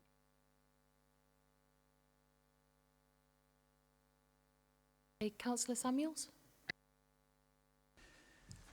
Yeah, a couple of things. One, it was nice to have the slides together with everything. It was refreshing to have those. On the whole, it seemed quite positive, the report. But the one thing that I kept coming back to was point 2 of the summary, where the fact that the lab reached the end of its serviceable life last month. And I keep coming back to that with regards to, yes, it's positive, but I think points here, adequate or lasting repairs may not be possible. There is therefore increased risk from equipment failure. And it's that sort of, well, where's the sort of forward planning, or shouldn't this have been done sort of some time ago? And I know they've got mitigation between sort of now and September, but it's, again, and it's positive, but I can't sort of let that bit go a little bit. But that's my point, thank you.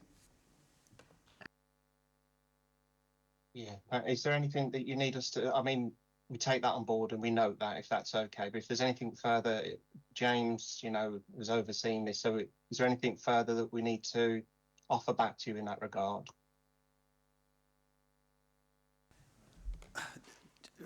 Just about sort of the planning process, because if you knew it was coming, why have you not done anything about it? Sure. James, do you want to come in? Don't mind. Yeah, I think. I mean, that's a point we take on board, and I haven't got the history of the planning process to hand, but we can talk about that. I think, you know, it is important to say that there is mitigation here, and what we've had to do in all of this, and it almost goes back to the point around transparency earlier, or around process. You know, if you're talking about moving numbers of cardiac patients between sites and changing the way in which your service looks a little bit, you have to be thorough on this. And so we've had to look at, you know, all aspects of the case around this. We've had to get the capital funding secured for the third lab in Derby. So there's lots of moving parts to these things.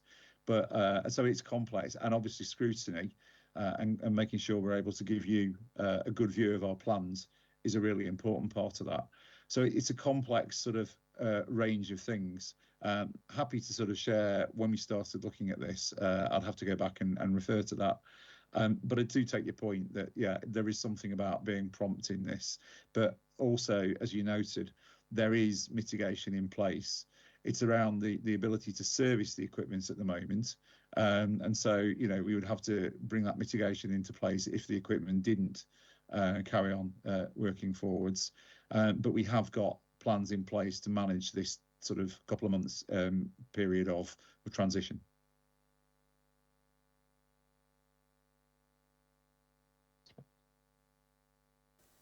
Okay, thanks for that. Yes, thank you very much.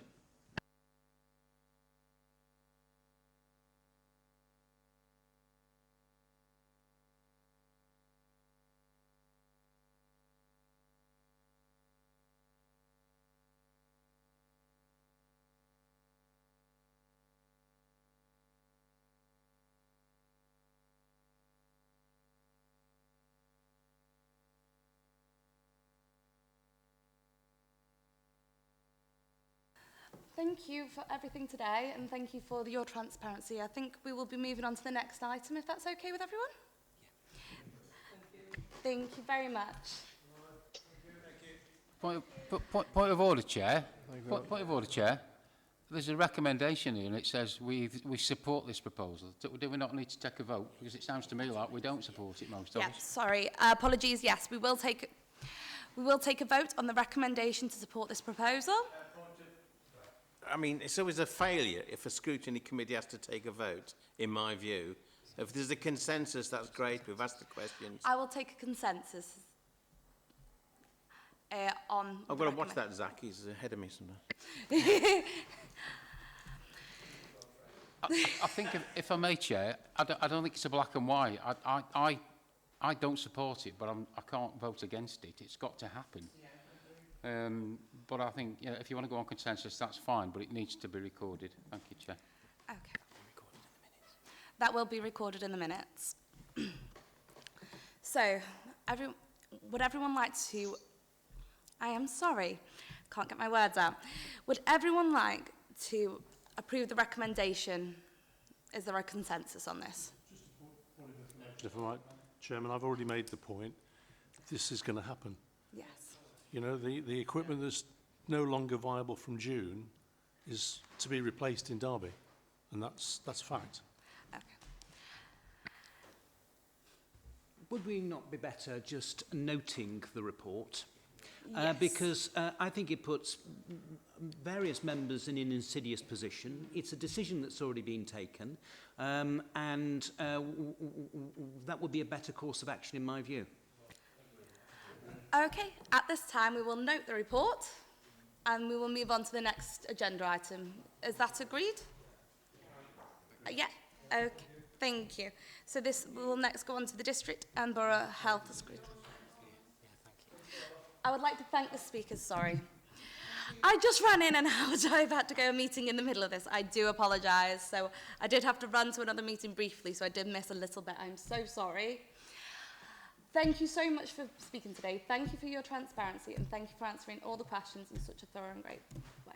Thank you. Thank you. Thank you. Thank you very much. Thank you. Bye.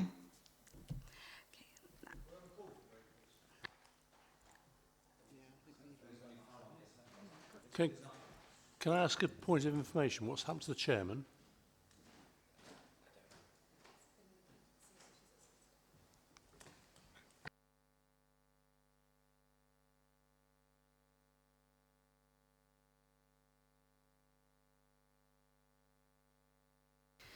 Okay, so I'll pass over to Zach now. Yeah, thank you. For the District and Borough Health Scrutiny activity. Thank you.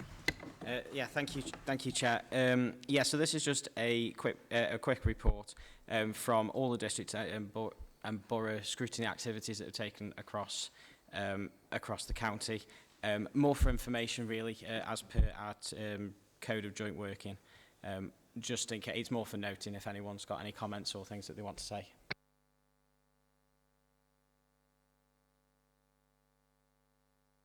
Councillor Norman, please. Yes, it's on the report from ourselves, Lichfield District Council, with regard to the health centre. We've been waiting 15 years, promised in 15 years ago, before 15 years actually, by the PCT. The temporary building that it's in, for information, has had temporary planning permission 3 times. It is now illegal, really, because it should have been pulled down in last September. When the task group met, there's nobody from the county council there to actually answer the questions because they're dealing with the planning application. And just a bullet point there, the first bullet point. I know Councillor Doherty is here now. I wonder if she's been able to find out any information yet and ready to share. Through Chair, whether you've been able to get anywhere yet. That's it. Yeah, I do have quite a lot of information. Unfortunately, it's downstairs in the office. I've not brought it up with... Oh, yeah, I can do that. Yeah.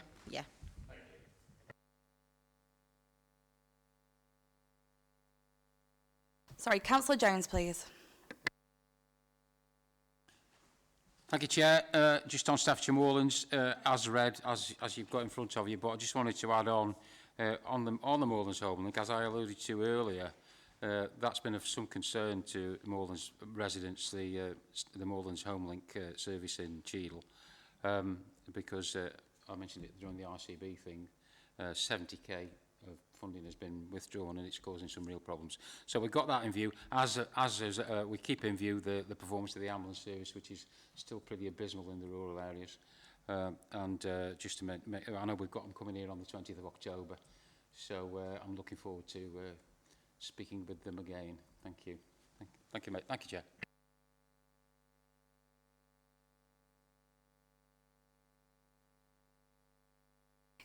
Councillor Adcock, please. Thank you, Chair. Just to add on to the report from Newcastle-under-Lyme about the update from Wally's Quarry, members may be aware about the environmental disaster that's been occurring there for the last several years.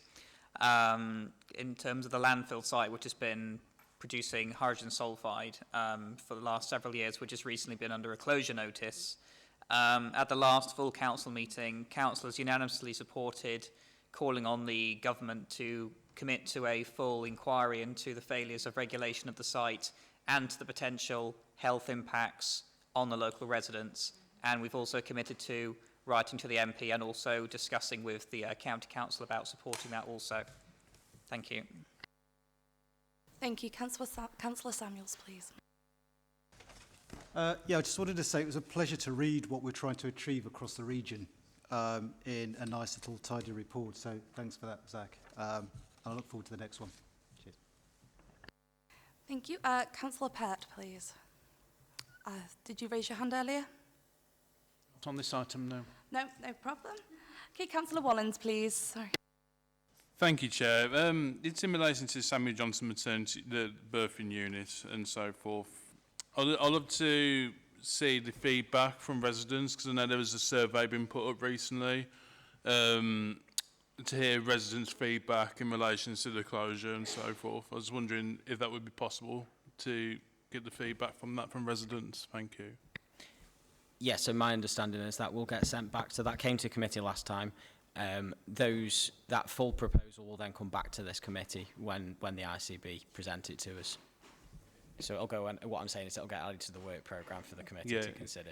Yeah, because I know that survey, I think it's been about 2 weeks, I think, since that got originally released and so forth. So, yeah, I'd love to see the resident feedback and so forth in relation to that. Thank you. Thank you. So I'd like to note the report and move on to the next agenda item, if that's okay with everyone. Thank you. So the next item is the work programme, and I'll pass over to Zach, please. Yeah, this is just the latest work programme report and what's coming up on the agenda. It will be updated following this meeting with another meeting to be added in to discuss the ICB costs, the operational plan, but that will be determined in due course if anyone's else got anything to add. Councillor Norman, please. Thank you. Yeah, just members to note that in October we're getting a report on the West Midlands ambulance service, so that's a good place time to answer questions. I was rather taken aback though by a number of councillors who were seen to be questioning efficiency savings, i.e. that you shouldn't be efficient in the NHS. I found that very odd because of the county elections. It was a big thing. So I'm so sorry, but this is a non-political, so it is a yeah, non-party political, you mean, yeah. So I'm suggesting that there needs to be a report, say January or February, on what the council are doing with regard to efficiency savings in health and social care. I mean, we do need that because that was a big deal. So what's wrong with being efficient? So if we could have that, that would be great. Thank you. So we will consider it in the next, when we look next at the work plan. Thank you. Councillor Pert, please. Thank you. Can I suggest we invite the Cabinet Member for Health and Care when the ICB come back? Because clearly if there is any cost shunting, then the impact is on the Cabinet Member and, and this Council. And I think that it would be very helpful to have the relevant officers and Cabinet Member here just to be able to give us a confirmation that they are not anticipating any cost shunting. That's a great idea. Thank you. We will do that.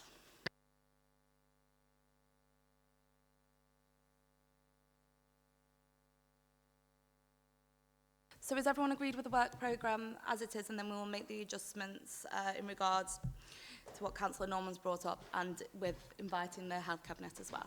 Is that agreed? That's great. So now I will close the meeting. Thank you all very much. Thank you.